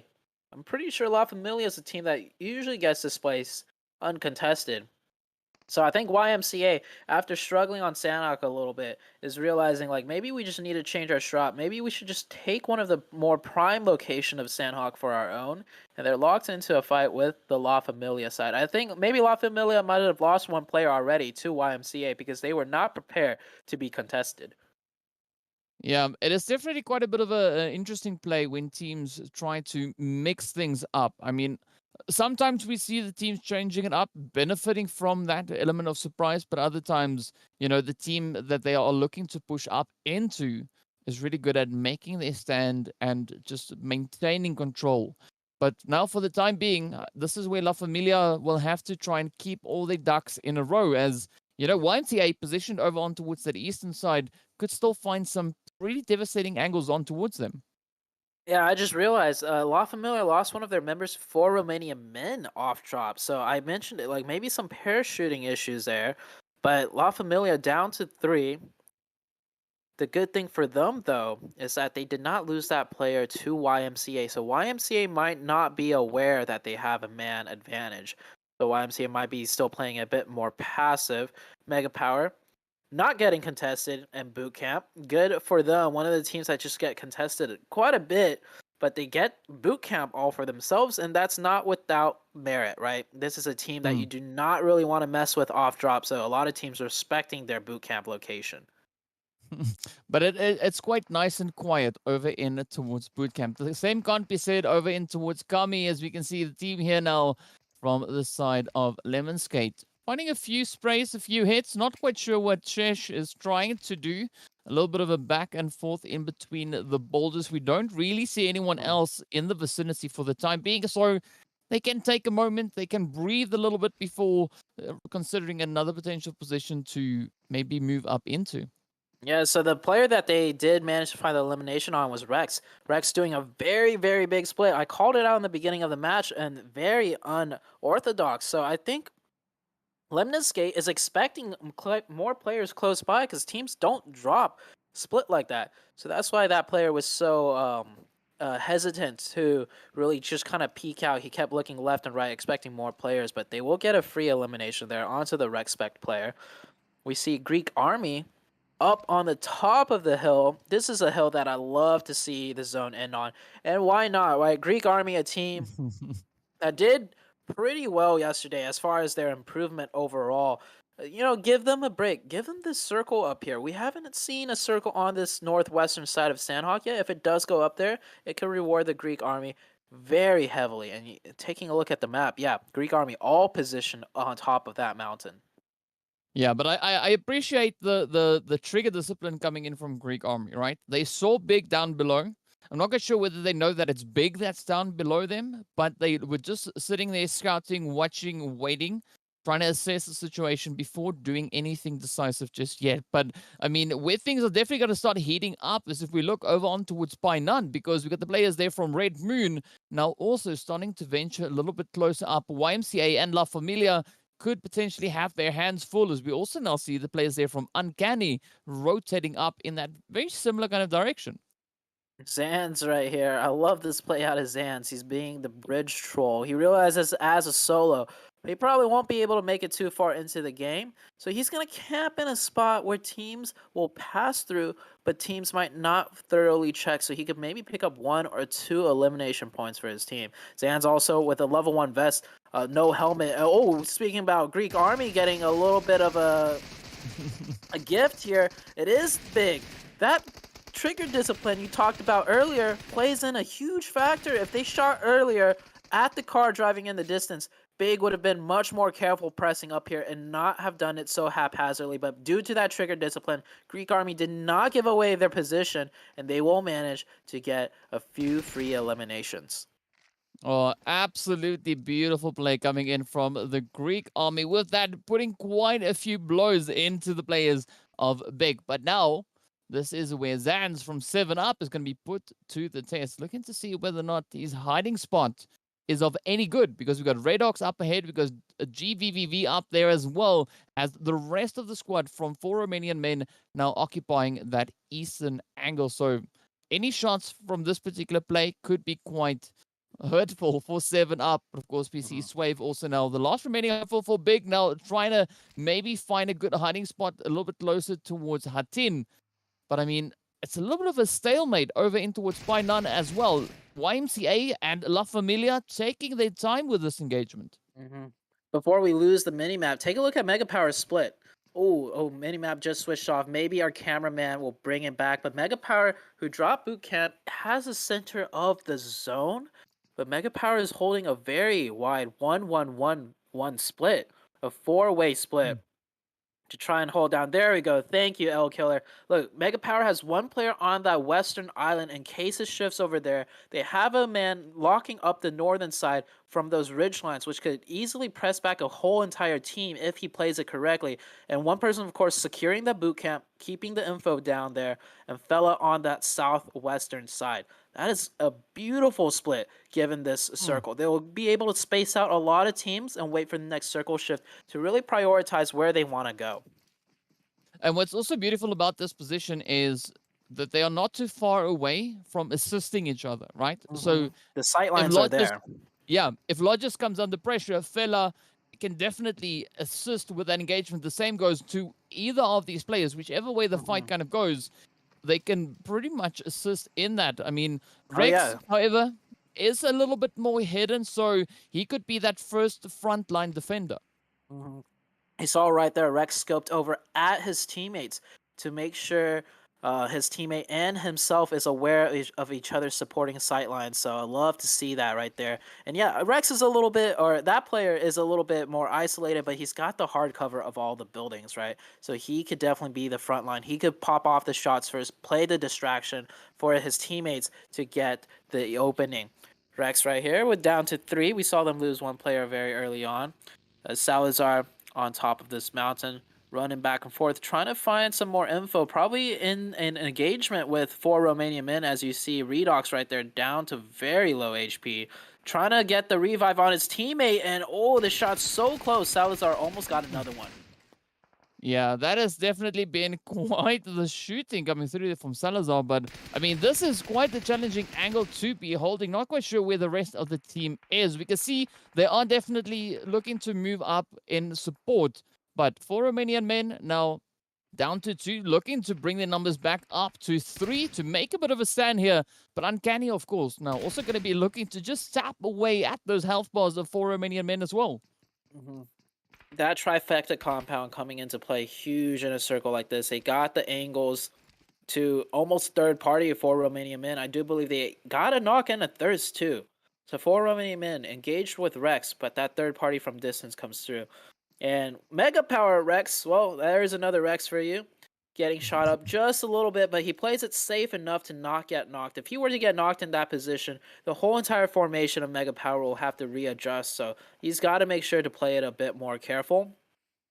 Next circle, we'll be shifting on through very soon. Unless it hard shifts to the northwest, we will probably not see a northwestern finish, but I like the way how so much of the water is in play. A central finish wouldn't be too mad about that either.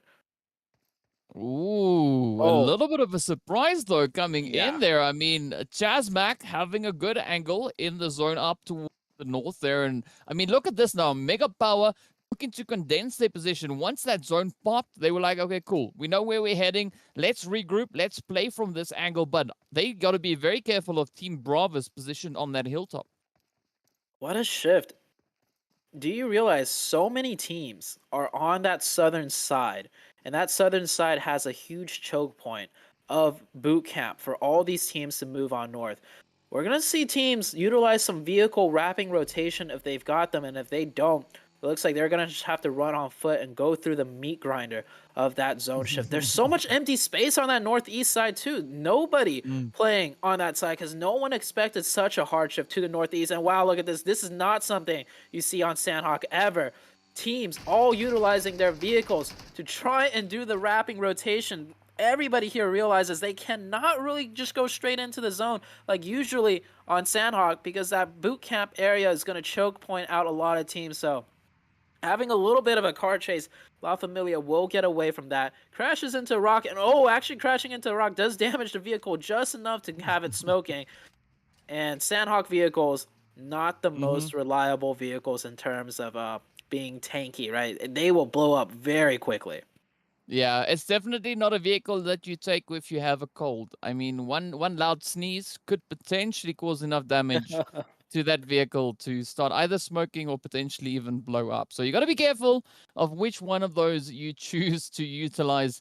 But definitely some interesting plays are going to come through now. This is where Mega Power are going to be put through the rings. Of course, the players here from Red Moon are going to be looking to push up as well. Rex still holding his position up in towards the compound. So quickly just repositioning, falling back over towards Fella, letting the fight break out. And this, I think, is a really good play coming in from Mega Power because we've got Uncanny just holding that off-angle side on the ridge line. And that could provide a good amount of coverage actually for the players of Mega Power. Yeah, so Mega Power readjusts with that circle. They realize there's going to be a lot of traffic coming through to that northern side, so they are deciding to stack up more in boot camp. Like I said, boot camp is going to be the chokehold point. If they could lock down boot camp, if the circle shifts elsewhere, they could still have an exit strategy into the next circle. But if they give up boot camp, if they give up too much spacing, well, this Red Moon team's going to be constantly on their heels.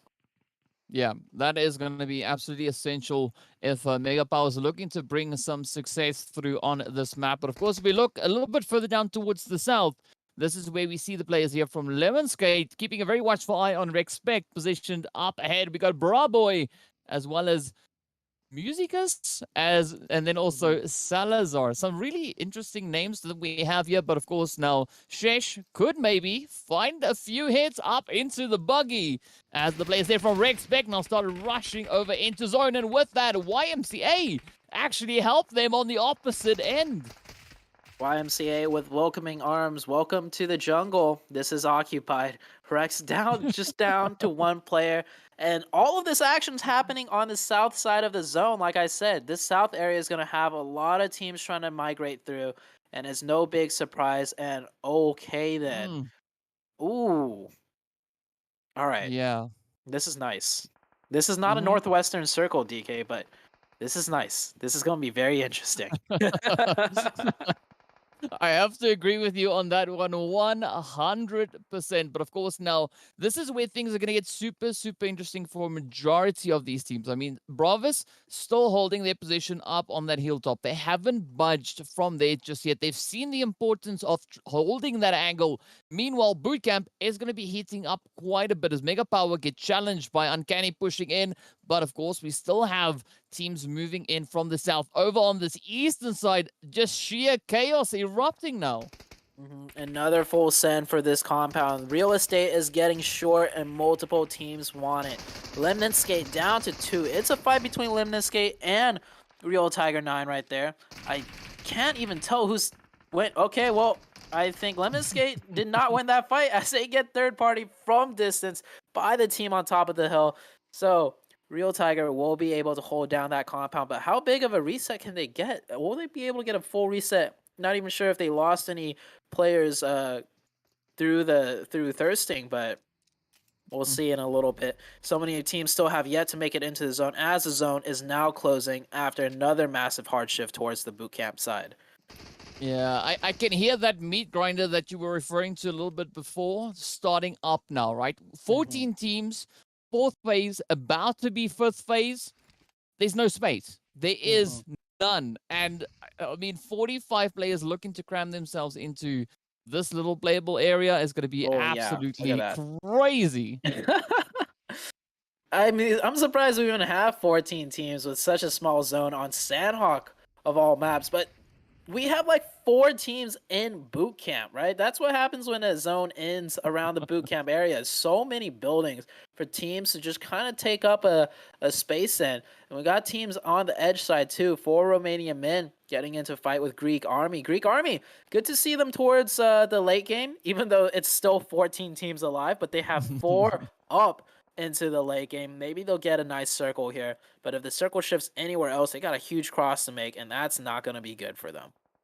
Yeah, so far a little bit of strategic positioning coming through there from them. Of course, Mega Power still holding on to Bootcamp, not letting that one slip through their fingers just yet. But now if we look over on towards the place here from La Familia, oh, things look pretty tough. I mean, they got to try and cross in from that eastern side, which is super exposed. There's not really much cover to make use of, unless, of course, they can disappear in that little pond positioned up ahead of them, and it's going to be quite trying. Meanwhile, the players here from the Greek army are still looking to play on that western front, not moving in, and of course the zone now shifting just a little bit further towards the south, centering up on boot camp. Yeah, I think it's a 50-50 split. We got half a boot camp end zone, and then just this wide, giant road crossing that is absolutely like no man's land. Have you seen any war films? Between the two trenches, so to say, the middle area, nobody will be able to survive, and that's exactly where the center of the circle is. So we'll see next circle shift where it goes, but on this one alone, we're going to be losing a lot more players and teams. We're down to 12 teams.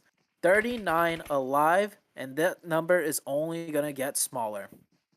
Yeah, I won't even blink. I think it's going to be so chaotic. Just looking at the sheer number of teams and where they currently are positioned. Of course, Glor down to 1, looking to push in from this southeastern side. But now, Team Bravos, this is where they're going to be put to the test. They've been holding on to this hilltop for so long. Not even considering that the zone could potentially maybe shift away from them. But so far, they do seem to have relatively safe passage back up in towards the zone. Down to 2, it is going to be Lewis and Morphy Boy rushing up on towards Uncanny here. Will they be able to pull in the hits, though? Fortunately for them, the players there from Chasmac greatly assisting in their push right on forward. But now Bravos looking to make a stand. Morphy Boy, the last hopeful for the team. Look at the place, though. Yeah, really good peek by Morphy. Morphy Boy, one-man army. This is 4 teams fighting. This is Uncanny, or 3 teams. Uncanny, Chasmac, and Bravos all having to run into that meat grinder of the warehouse. And that's not even anywhere close to the zone, as the next zone does come on up. You see it on your bottom right-hand side. It is going to favor boot camp. Now we have a 4-man team of Eastern Stars on the eastern edge, and Real Tiger 9, and another team of YMCA you have on your screen right here. All 3 of those teams have to make their way in. Also, there is going to be some fighting and rumbling inside boot camp itself as some of these teams get a little bit closer to one another. Yeah, I think this jungle is going to rumble like it hasn't rumbled in a while. As you can see now, players here from Mega Power getting ready to push on up. Find the angles right there on the Greek army. But unfortunately, the big bad blue zone does get the better of Insania. The Greek army getting sent right on away. 9 teams left to fight it out. Eastern Stars now coming up right behind. The Real Tiger 9 looking to find a bit of an opening. Already a knock onto the side of Real Tiger. Of course, Eastern Stars coming in with that, but look at the play coming in from Versace right there onto YMCA, just capitalizing on those open angles. And that is YMCA eliminated. They split up to try and find some sort of entry into that zone, but every single angle is pretty much covered by the multiple teams in here. And Eastern Stars, here's the vehicle you want to try. Oh, nope, never mind. Got to wear his helmet, and that's what happens, ladies or boys and girls. If you don't wear your helmet, you will get that fall damage. So Eastern Stars, though, they got a med strat ready at least. 21 first aid kits left for Bazi. So I think they'll manage at least a top 5 finish. With 20 left, I think they'll probably be top 3 as the next circle is shifted on out. And it's actually dead center. I think a lot of these teams will actually stay alive. Bazi might need more first aid kits if he wants to make it past top 5.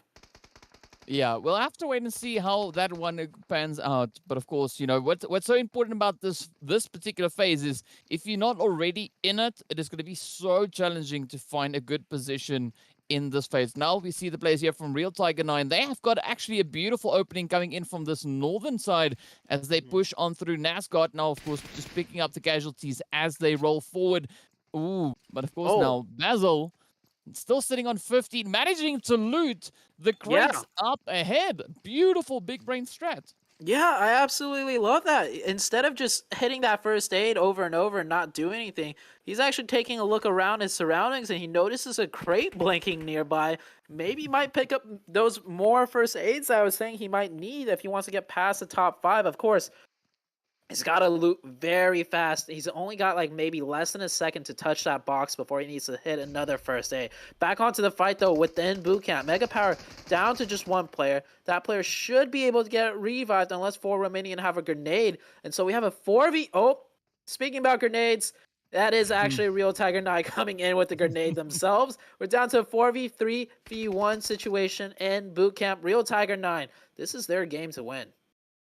Ask and you shall receive. That is the way it goes right here on Sadak. But look at this. Rana waiting for an opening. Does spot the angle onto Receptives. Not jumping at the opportunity just yet. But of course, Basil just having an absolute blast out in the big bad blue. Just now working their way through those medkits. Only 6 left to go.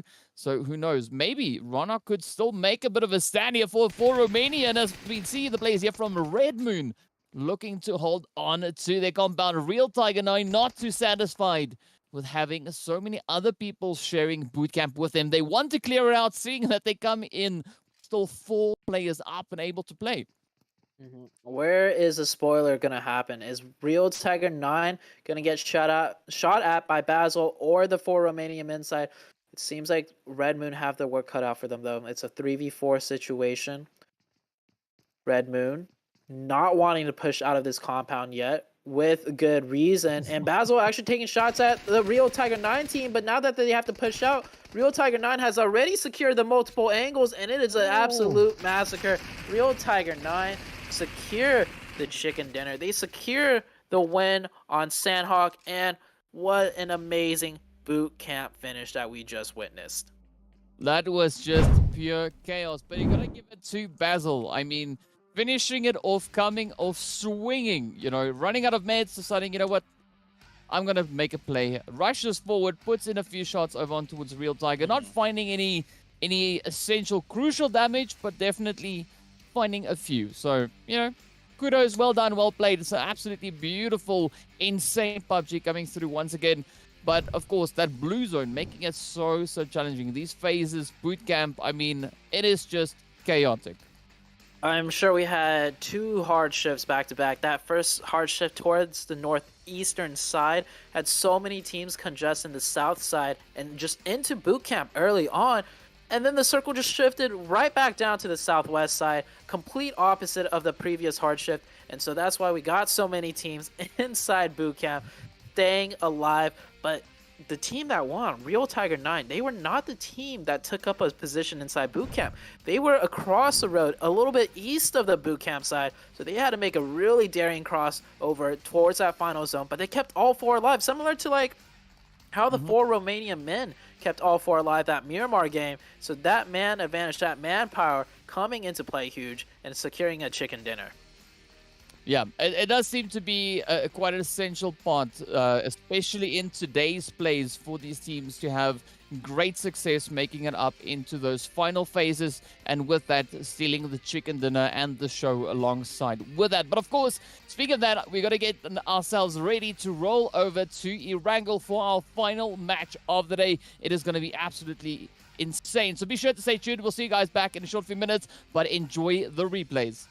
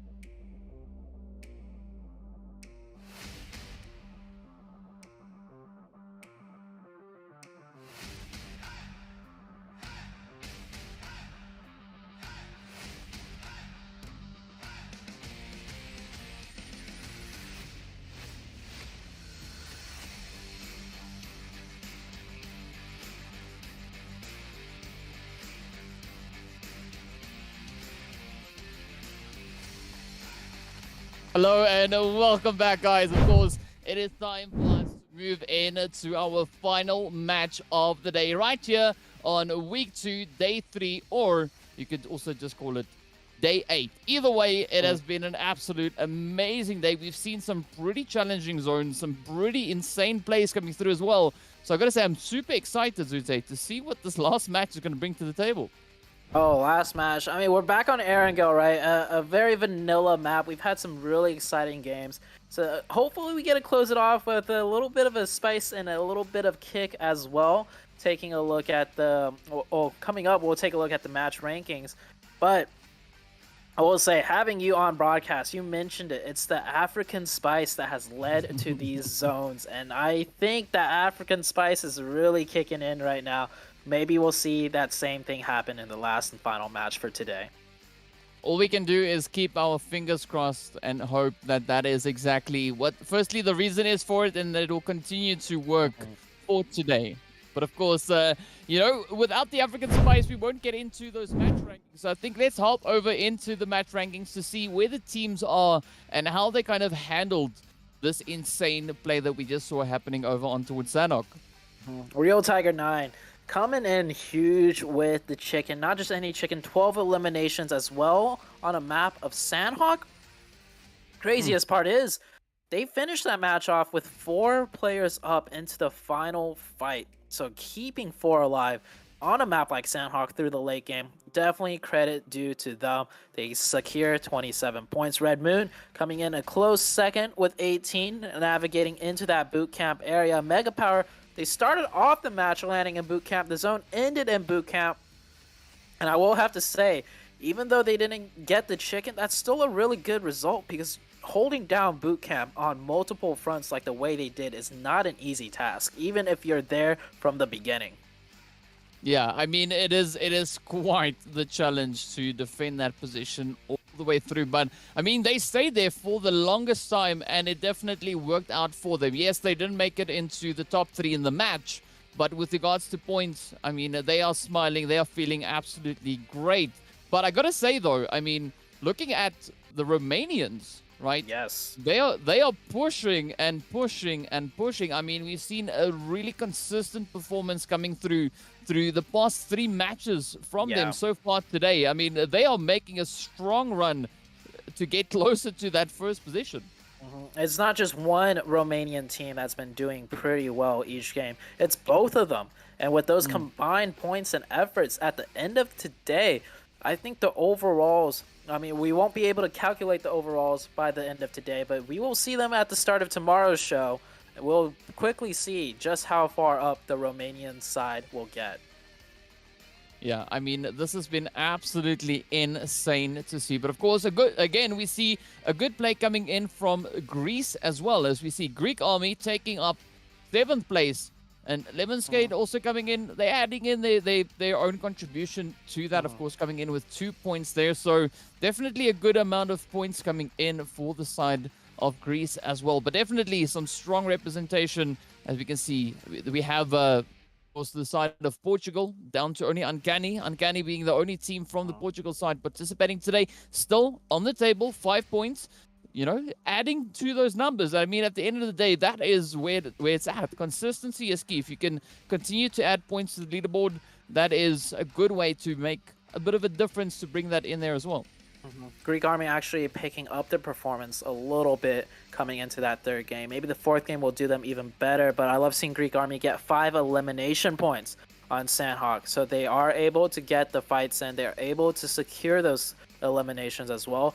Big, I talked about Big. I want to see them be a little more aggressive on Sanhok to play to their strengths. And quite ironically, they ran into the Greek Army, but they were not prepared. The trigger discipline you mentioned by Greek Army really rewarding them later on into that game when Big pushed up, just kind of unaware that there was a team up there to begin with. Yeah, I mean, definitely we're seeing a great amount of improvement coming in from Greek Army. I mean, if we look back to the performances that we had coming in just yesterday, definitely things do seem to be on the up and up. So that is, for me, absolutely fantastic to see for the players of the Greek Army. Now, you know, the question comes is whether or not they'll be able to push that momentum even further forward as they continue to make their play. They continue to try and bring in a little bit of a difference throughout these matches. And I mean, again, to me, it's really respectable to see the teams consistently pitching up, playing, performing, and just giving it their best. So we do got one match left. We will be going back to Erangel. Any zones in particular you want to see here? I know we've been predicting zones or zones that we would like to see, and it's never really happened, but some way, somehow, the zones that we do get are even more interesting than the ones that we would have liked to see in the beginning. So do you have a zone in particular this time around on the last match of Erangel that you would love to see? I would say towards Zaki, right? Up in towards the northwestern side, right? We've had our share already. We've had a little bit of a taste of that, northeastern side. Not 100%, but close enough, right? I would like to see a Finnish move towards Zaki, kind of heading past Georgia Paul up in towards those northern reaches. I mean, that is a zone that I have not seen too often, so that could be a nice bit of a change up. And looking at the flight path, maybe it's on the books. Yeah, very western plane path, the east side of the map, a little bit harder to get to. The biggest thing for me though is Novo. Novo's extremely out of the way, and last time Mega Power wasn't able to drop Novo, they instead just dropped Pachinki and took a fight with Real Tiger 9. Real Tiger 9, though, coming off the back of a huge successful win on Sandhawk, maybe Mega Power will think differently and not take that fight with them. As far as zone ending goes, one zone that I want to see is a George Pool crates finish. Those crate circle finishes, quite rare, but we've seen it from time to time. Always very hectic and fun to watch. And I think I do see Mega Power shifting on over to the Pachinki side. We have multiple colors going there to Pachinki. Of course, some of them will be just stretching a bit further out and not landing there. Maybe Mega Power is going to be there with the Real Tiger 9 team. Well, we'll have to wait a little bit to see, but it does seem like the first few players of Mega Power already starting to touch right on down. Ooh, the zone not really allowing for either of our wishes to be granted. But hey, I mean, it's still north. It's north. It's there, right? Yeah. So who knows? Maybe it could swing up towards shooting range or any of those open barren places. I mean, that will definitely make for quite an interesting play. But for the time being, I do think the teams are relatively satisfied with where this first initial zone has formed.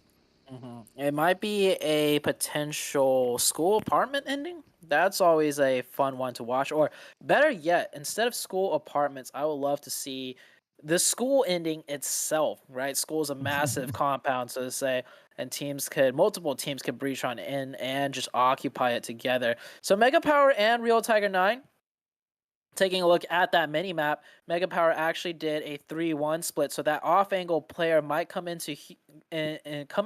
huge later on as the fight progresses. But for now, Bravis, a member of Bravis Breaker, being caught kind of by himself doing a split of his own. Level 2 vest and an AK, though, that's a pretty good set of weapons and armor to have to try and hold it down.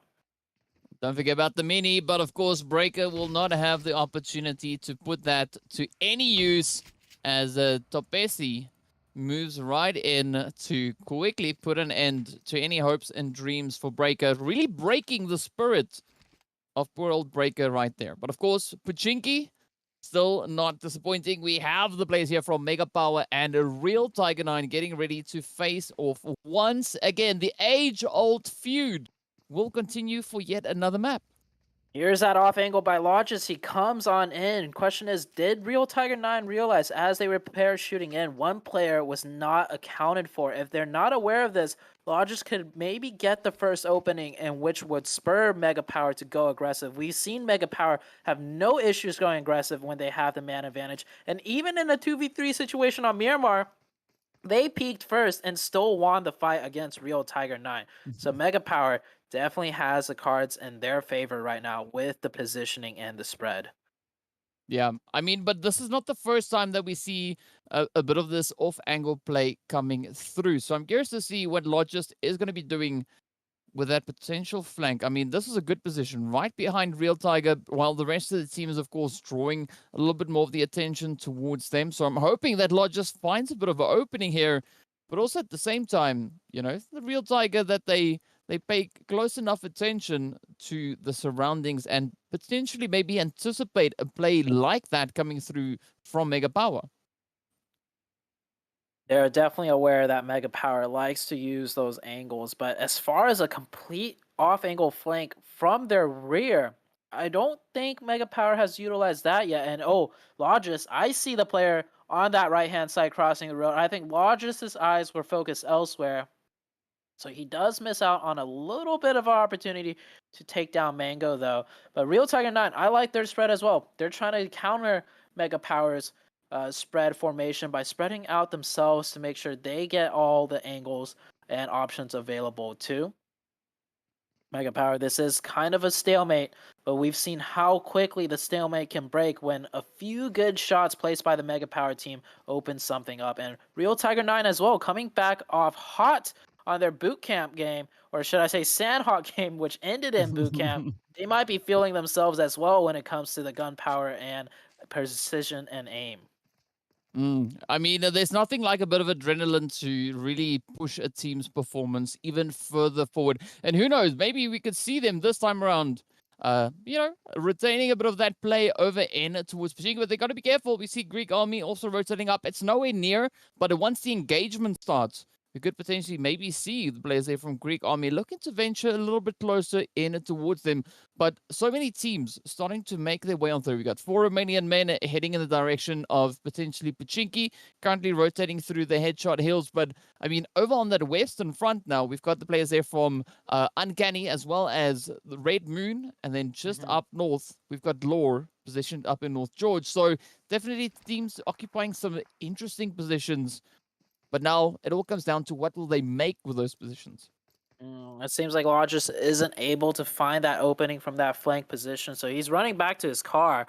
I think, if anything, like traditional fashion, Mega Power is going to be the team to initiate first. And I saw it on the minimap. Yeah, Logis does fire some rounds, does not get the knock, though, unfortunately, but his position is revealed. Now the Real Tiger 9 team is going to play even more careful, meaning it's up to Mega Power to start the fight. We've seen how patient Real Tiger 9 could be, and they have no issues just waiting for Mega Power to make the first move. So Logist running back for his vehicle, I think. Maybe they'll isolate this player right here on that corner side. But as far as the rest of the teams go, it looks like they're still going to be locked into the positions they've been holding. Well, aside from Scepters, I mean, look at Scepters here for Real Tiger now. Also looking to bring in a bit of that wrap around play, trying to find a potential angle closer towards that church. So yeah, out of all the teams, we don't see a lot of crazy rotations or movements coming through just yet. Aside from Doctor flying a little bit, I mean, we could maybe call that Doctor Who, as he's you know, taking a few different approaches here. Oh yes, Headshot Hills is going to be where we see a bit of action. We saw some sparks on the side of that car right there, so getting shot up just a little bit. I think it was by the 4 Romanian men player right there with that DP. So the team, the rest of the team following suit, taking a little bit of adjustment, you know, rotating a bit further to the left to make sure to stay a bit further away from that 4 Romanian men player. So good scouting work and good relaying of information for the Uncanny, making their very first rotation of the game. Yeah, but it's going to be a slow, steady grind. Fortunately for them, it does seem like Rozok is unoccupied. We did see a quick name pop up in the distance there, but it was a little bit too quick for my old eyes to see who that was. But for the time being, I mean, we do see the players there now from the side of Mega Power just now regrouping over on towards that more southeastern side of Pachinki, but Real Tiger right up alongside them. Yeah, so I love the adjustment made out of Mega Power. They realized one player was isolated far to the north side, so instead they're gonna take a 2v1 fight on the south side, and there we go. The trade comes through, and it's an isolated trade as well. So Real Tiger 9 not adjusting correctly right there. So it's gonna be a Mega Power initiation once again, and Mega Power taking control of the fight for themselves.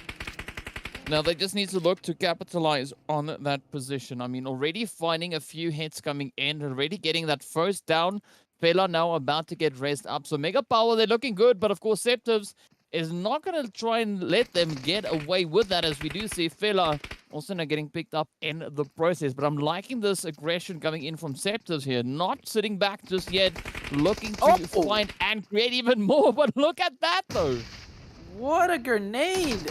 Mid-air as he's jumping out of the balcony. The timing couldn't have been any more perfect for Mega Power and any more unfortunate for Real Tiger 9. It's a 3v2 situation. Unfortunately, fella got knocked and thirsted. I feel like he could have crawled into a little bit of a better space, but the ball's definitely in Mega Power's court now. This next circle has shifted on out. It didn't really go anywhere much. It kind of just centers up perfectly right in the middle of the previous circle.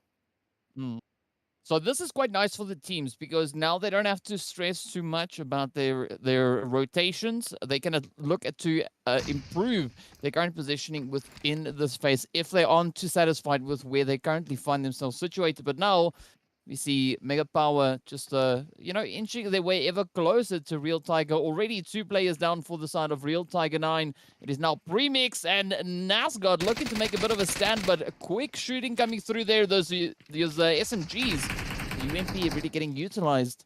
But let's see whether or not Real Tiger will have any success here.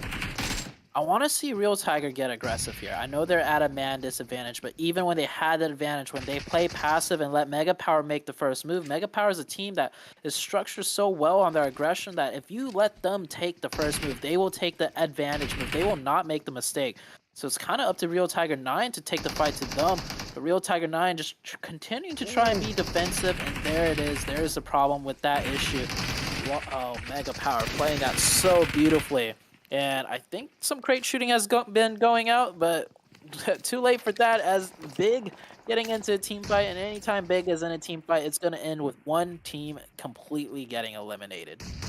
Yeah, who that team will be, we will find out soon enough. But of course, up comes Mazzaro and the rest of the squad from Big, applying the pressure onto 7-Up. Zans goes down. It is now up to Bob to try and hold them at bay. Not quite sure. Bob now going for a little bit of an ambush here, becoming a bush. As you can see, Mishi is down. Ooh, the Molly's slow, getting cooked up, sent out. Doesn't seem to have found any points just yet, but a good response coming in from the side of Big Mazzaro. Ooh, just trying to find. They're trying to find those angles. You can see they've pretty much narrowed it down to where he could be. Up comes the rush now, Swave, and the squad moves in. Oh, I mean, Bob knew. Bob knew. He was like, you know what? It's fine. It's fine.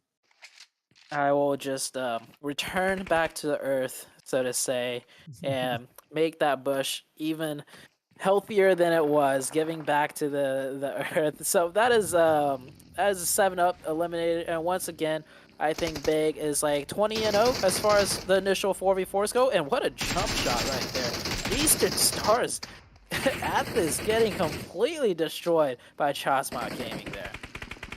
Yeah, Atlas taking a little bit safer this time, just avoiding those motorcycles, not looking to knock themselves out once again. But of course now it is down to Kapahala and Doran to make the play for the Eastern Stars. We see the players there from Chasmac, of course, also on that Eastern front. But I mean, look at this though. Another circle, from, yeah, Lumen's great, holding a good position. They have the compound, they have it under control, but Big is on the approach. They need to be very careful with how they take this engagement. Circle has shifted towards that northwest, and something about this river just constantly in play. Not really a 50-50 potential though, so we'll see where this one goes. But Lemniscate right now holding the forest dip. We do have Big quite close by. Lemniscate holding a 2-2 split or a 3-1 split. They are going to readjust, not feeling too comfortable being that far split in this zone. I personally think they could still continue to hold it, but it's best to do what the team is most comfortable with if they're not experienced in holding those splits. La Familia on the southeastern edge of the zone, YMCA scouting that out. Eastern Stars rotating on by. With so much left to play in the circle though, I'm pretty sure Eastern Star will find some sort of position that's open for their taking. Yeah, I mean, this is a nice trade-off. Like, we saw a very similar kind of amount of teams and a number of players surviving up onto that third phase. But fortunately, on Erangel, there's a lot more space to utilize this time around. So I'm curious to see where exactly these teams are going to look to push up into. Meanwhile, we do see the players there from Respect actually tapping away at the 4 Romanian men. And now Mega Power are going to be taking their very own swing over towards the players here from Red Moon. But I mean, Red Moon, they've got those compounds locked down. But this is also a really good position coming in for Mega Power. Yeah, Mega Power's just more so on this edge side to put some pressure, not really looking to get an opening or go aggressive. Just taking some quick peek shots. You see it's a 2-1 spread, so Mega Power's prioritizing some sort of a split to mostly gain information, not so much to hold down a huge portion of the circle, especially coming in from the edge. Circle is closing.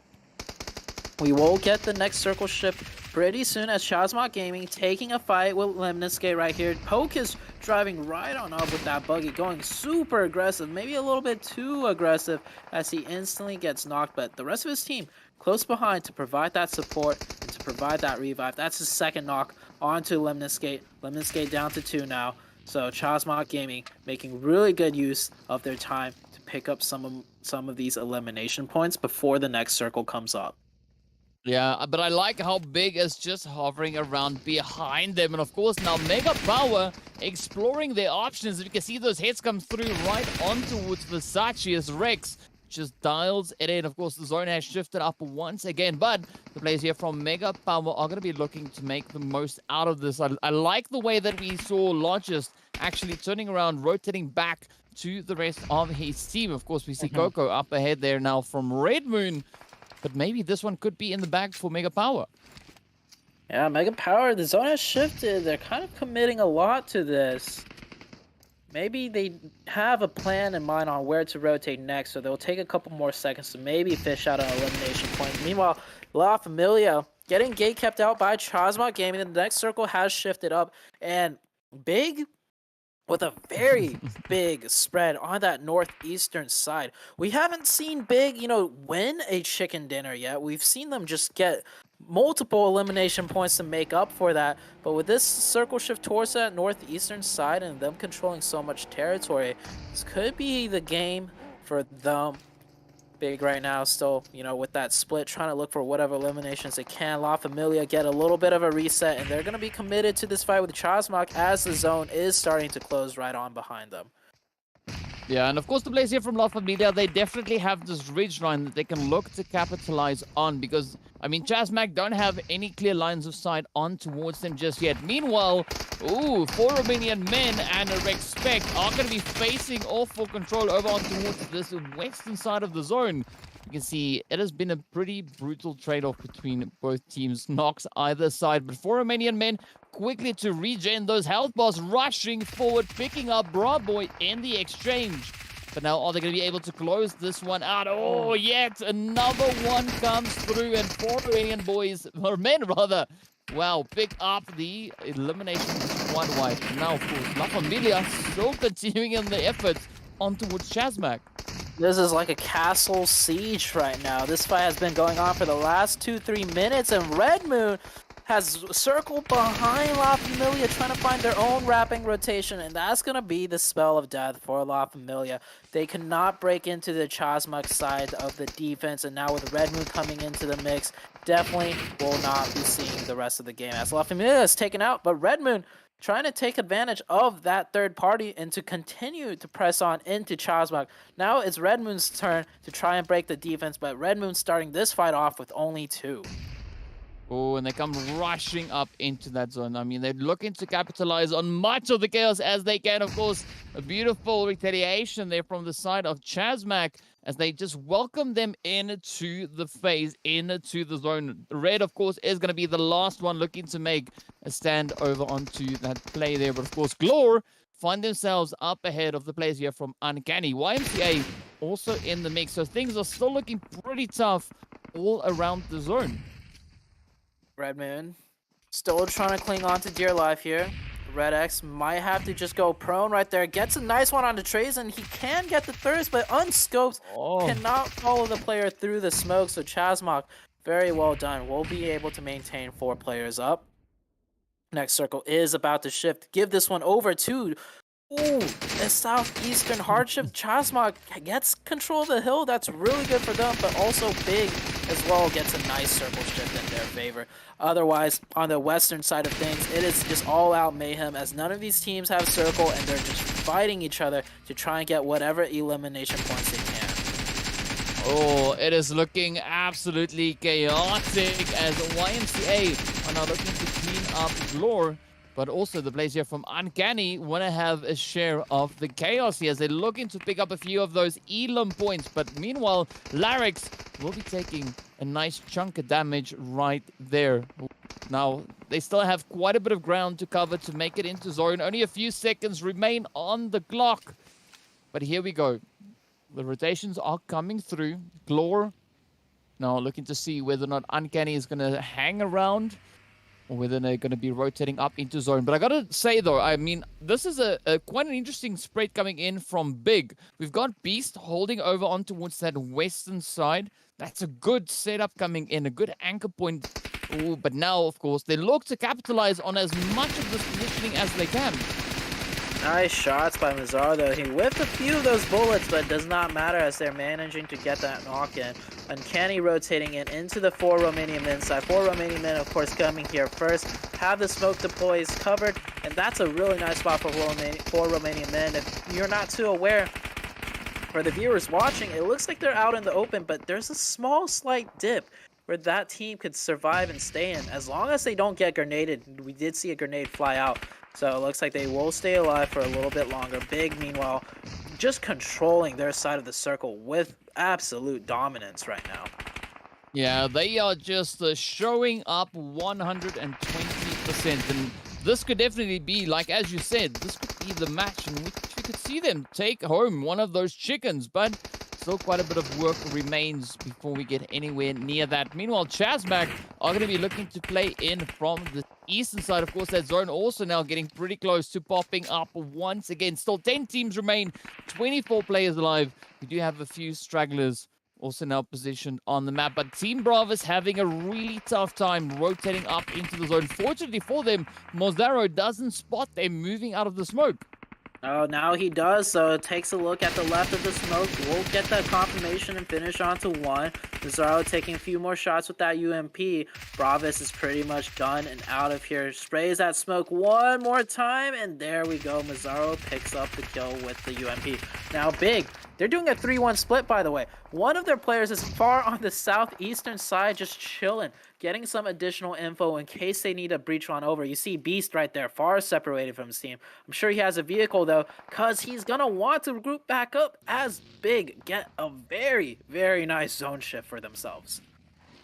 That is just heaven on a piece of land right there. But of course now the players here from Lemons Grade also find themselves in a bit of a challenging position. They got Chasmag looking to push on through into the zone. You can see Freezy just holding the doorway there, the passageway, and of course Versace right there alongside them. But we still now have the players here, of course, from the side of Chasmag looking to push further and further forward. The vehicles are on fire as Chasmag make a quick dash right up onto the compound. It is not a secure position in zone just yet, but they are going to try and make an opening. Oh, but Shadowwind goes down. It is now down to Azza and Focus to just defend any of these angles. Oh man, I was watching Beast the whole time. He goes down, unfortunately. I guess he didn't have a vehicle. And oh no, that's going to spell the death of Big potentially. That grenade. Oh, Mazaro gets grenaded again, down to half HP. Michi is not going to be able to go get that revive. And it's too dangerous to, as well as with the grenades raining in. Big from a 4-man squad looking like they could win, to being taken down to a solo. YMCA with a nice return fire onto their flank, wipe out the clear sides of their back. So we got Chasmok with 4, trying to breach into the Eastern Stars defense of 2, and Big down to just a solo player. Big, such a good team at fighting, but I feel like they definitely need to work on their late game adjustments. Yeah, I mean, just to emphasize how good they are at fighting, they're sitting on 12 elims to their name.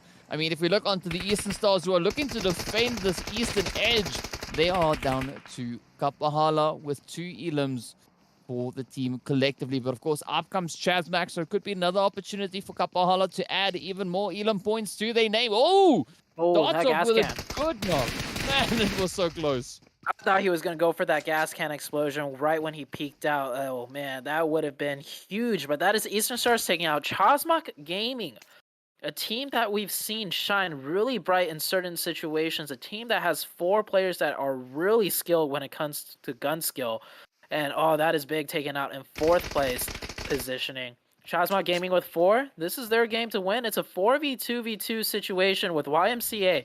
Just very close neighbors, actually. And if anything, if Chazmak don't get the zone, Chazmak can be taken down by the combined efforts of YMCA and 4 Romanian men. So they got the man advantage, but they do not have the positional advantage here. Yeah, this is where we look to see whether or not our theory now holds up. A squad coming in with 4 players into the late phase. So far, we've seen great amount of success coming through, but as I have to agree with you, YMCA and 4 Romanian men can cause quite a bit of chaos onto the side here of Chazmak, so they have to be super careful in their approach. Of course, Shadowin isolated from the rest of the team. I understand the approach coming through here, but Shadowin now just capitalizing on that. Picks up Topeshi into the process, and now it is down to Deso for YMCA to bring it all back together. Yeah, so Chazmak actually manages to find a way across the road without getting shot at by either 4 Romanian men or YMCA. So this is definitely looking like Chazmak's game. Up to 15 eliminations already, and there's 3 more for them to take. One of the players of Chazmak does get taken down. Immediately, some return fire goes through, goes drop prone. That is a very good cover fire by Azar. Shadowin now leaving the confines of the building, of the wall, using that smoke for cover. And I think it is down to a 4v1v1 situation. No, 3v1. Chazmak did lose a player. Well, now it all is riding on Desok and Deso to bring it all together. But there we go. The hit comes right on through as Deso picks up the hit on towards Shadow. And now it is Aza and Focus left to potentially retaliate and maybe close this up. But of course, now 4 Romanian men having a beautiful opportunity here to reset and regroup. Shadow now trying to crawl back up in towards safety. Deso is going to be caught out by that blue zone, not before getting the finishing blows up into Shadow. So now it has turned into a 2v2v1.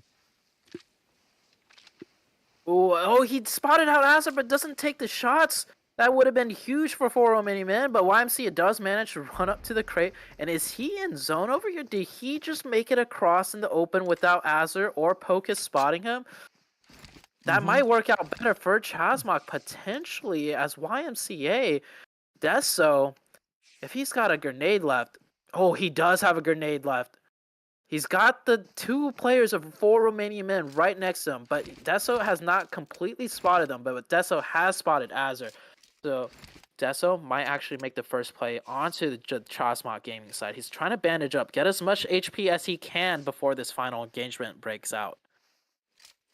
Oh, but it's not going to be anything as we see Deso getting traded off right there. It is now down to Chazmak and 4 Romanian men to duke it out for that winner chicken dinner. 16 elims on the side of Chazmak. Absolutely golden play so far, but now let's see whether or not they can bring it home. Azza and Pocus have full health bars up against 4 Romanian men. Well, they're looking to advance, and of course the blue zone is tightening its grip, forcing them further and further forward. But 4 Romanian men are good. They have set themselves up right in this hard cover. 17 eliminations was the record high, if I'm not mistaken. So if they could close out this fight, Chazmak Gaming will set the new record at 18 eliminations in one match and a chicken, but it's not looking to go that way as Pocus is the last one up in a 1v2 situation. He needs to get a trade right now. No, he's getting sandwiched and is flanked from both sides. Did Pocus get the knock on the other player? Not just yet, and oh, that is Pocus taken down. And it is indeed the 4 Romanian men coming out strong right there with a total of 11 eliminations. 4 Romanian men with a resounding chicken dinner victory for the very last match of today. Quite an exciting end. what a bounce back that was. I mean, they started off this last phase, in fact, all the way from the 6th phase with only having 2 players left positioned in that same position, and they would just hold their ground, stood there and just waited for the players to come to them. And absolutely beautiful flanking coming out as they made swift and quick work of the players from Chazmak. Yeah, it's an absolutely beautiful finish, and partly due to map knowledge, they rotated into that dip, which I think most teams realize is now a very playable dip in an end zone like that, but it's not used too commonly, so very good map knowledge by 4 Romanian men, rotating straight into that dip, holding it down. It did get pretty tricky. We saw them take a lot of fire from a lot of different angles, but they managed to survive. And I think at the end of the day, as well as Chazmak and as well as 4 Romanian men did, I can't help but to say that should have been Big's game. You saw them lose players left and right without a real need to. They did not have the correct focus on what to do next in that final zone. But maybe it'll be a learning game for them for the future games to come. Yeah, I mean, still some pretty devastating stuff coming in at the hand of Team Big there. So, yeah, I have to agree with you. Those late few phases definitely needs a little bit of focus. Then they will be, I believe, pretty close to unstoppable. But of course, before we get too deep into that, let's hop into a quick break while, of course, the viewers now get the opportunity to enjoy the highlights from this past match while we get ready to just take you through the last bit of today. So see you guys back in a short few minutes.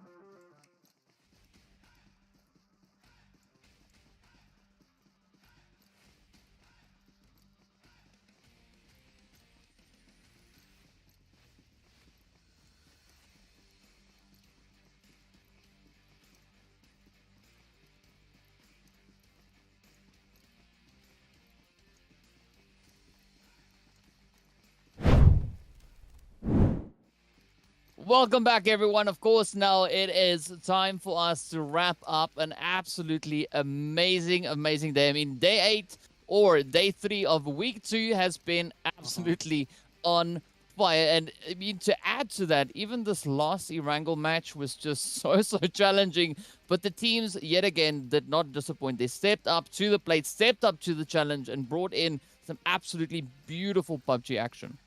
Oh, beautiful indeed. And something even more beautiful about today's games, as referenced by our cameraman. He had a tough time catching all the action because he legit told us all 4 can spice DK. I love what you bring to these games. The hardships make the game so fun to watch.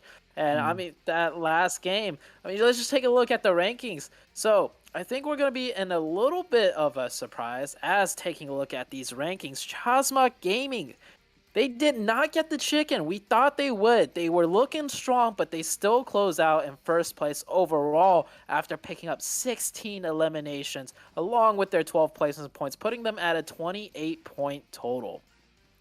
Yeah, I mean, but just look at this, though. I mean, we got Chasmac on 16. We got the 4 Romanian men coming in with their 11 eliminations alongside that winner chicken dinner. But then again, Big coming in, hitting so hard, picking up those 12 elims all the way over in that 4th place finish, putting them on a grand total of 20 points. So some really impressive plays coming through once again. And I mean, what better way to do it? We got France, we got Romania, we got Germany, just so strongly represented up in here, as well, of course, as the side there of the Nordic region. YMCA coming in with their very own 3rd place finish, 7 elims. But look at this, a little bit further down, we got both the teams from the Greece community on the left-hand side of the match rankings. I think that's one of the first few times we've seen both teams out of the Greece community on that left-hand side. So a little bit of an upward trend. Still not enough, in my opinion. They want to be averaging maybe around 8 points to have a successful game, but the improvement is there game by game, little by little. The Nordic side between Mega Power and YMCA. I want to give credits to YMCA. Between Mega Power and YMCA, it's usually Mega Power that's carrying the games on top, on the backs of the Nordic region. But YMCA having a beautiful game there, playing it really well up until the very end. This up into the next day. One thing that I'm noticing though is Eastern Stars and 4 Romanian men, another consistent finish between the two. Maybe 4 games in a row where both teams are either on the left-hand side or they have a combined point total of at least 20 per game. Yeah, I mean, Romania, the entire community, they're here to make quite a bit of an impact, right? And they're really bringing quite a bit of heavy hitting action to the table. I mean, we've seen 4 Romania men, we've seen the players here, of course, from the Eastern Stars being so consistent, and throughout the entirety of the day, they have not disappointed whatsoever. So I definitely think looking at those overall standings tomorrow is going to be quite interesting, because I think there could potentially be a little bit of a change up coming through. Yeah, it's they're going to be climbing the ranks, that's for sure. If they did not already overtake a placement ahead of them, they're definitely really close to it. As far as the other teams go that were in the running, the French and Italian side, right? They had a few good games, like really good games. Like Chasmak, of course, with 28. But I think overall for today, they did not do nearly as well as the Romanian side. Yeah, I mean, but also Chasmac is the only team in here for the French community looking to, make a bit of a impact as well. Unfortunately, Game Lord not here today, but definitely still a really strong effort coming in from Chasmac. I mean, 28 points, don't get me wrong, that is still a decent amount of points to put on the board. A good amount of points right there. The Red Moon and La Familia, these two teams, we've seen shines of brightness out of them for sure. We've seen them do well, but I feel like today was just not their day for both of these teams. La Familia, I think, had maybe 1 or 2 decent games, but overall between these two, not much was done. Real Tiger 9, representing the the British side over there, or the UK side, had a really good game. On Sandhawk was not able to carry that momentum forward. I think they need to work on their fights, their 4v4s. Every single time they've gotten into a fight with Mega Power, we've pretty much seen them lose it. They did win one time on Miramar the other day, but it's not in a very convincing fashion, right? It's mostly if Mega Power make a mistake that allows Real Tiger 9 to win. It's never really Real Tiger 9 taking the situation to their own grasp to close out a fight. Yeah, I mean, it is a bit of a thing to try and work on and look to improve, and I'm pretty sure that will get some focus as they progress through the days and through the matches, because we've already been seeing quite a bit of growth coming in. Just looking from yesterday to today, I mean, already the players coming in from Greece, just, you know, they're putting in the effort, they're putting in the work, and it's definitely starting to build up some great momentum. 100% agree. And not just the Greece side. All of these teams, I feel like, are learning and improving every step of the way. And, of course, that does it for today's show. And DK, I just want to say, man, it's been great working with you.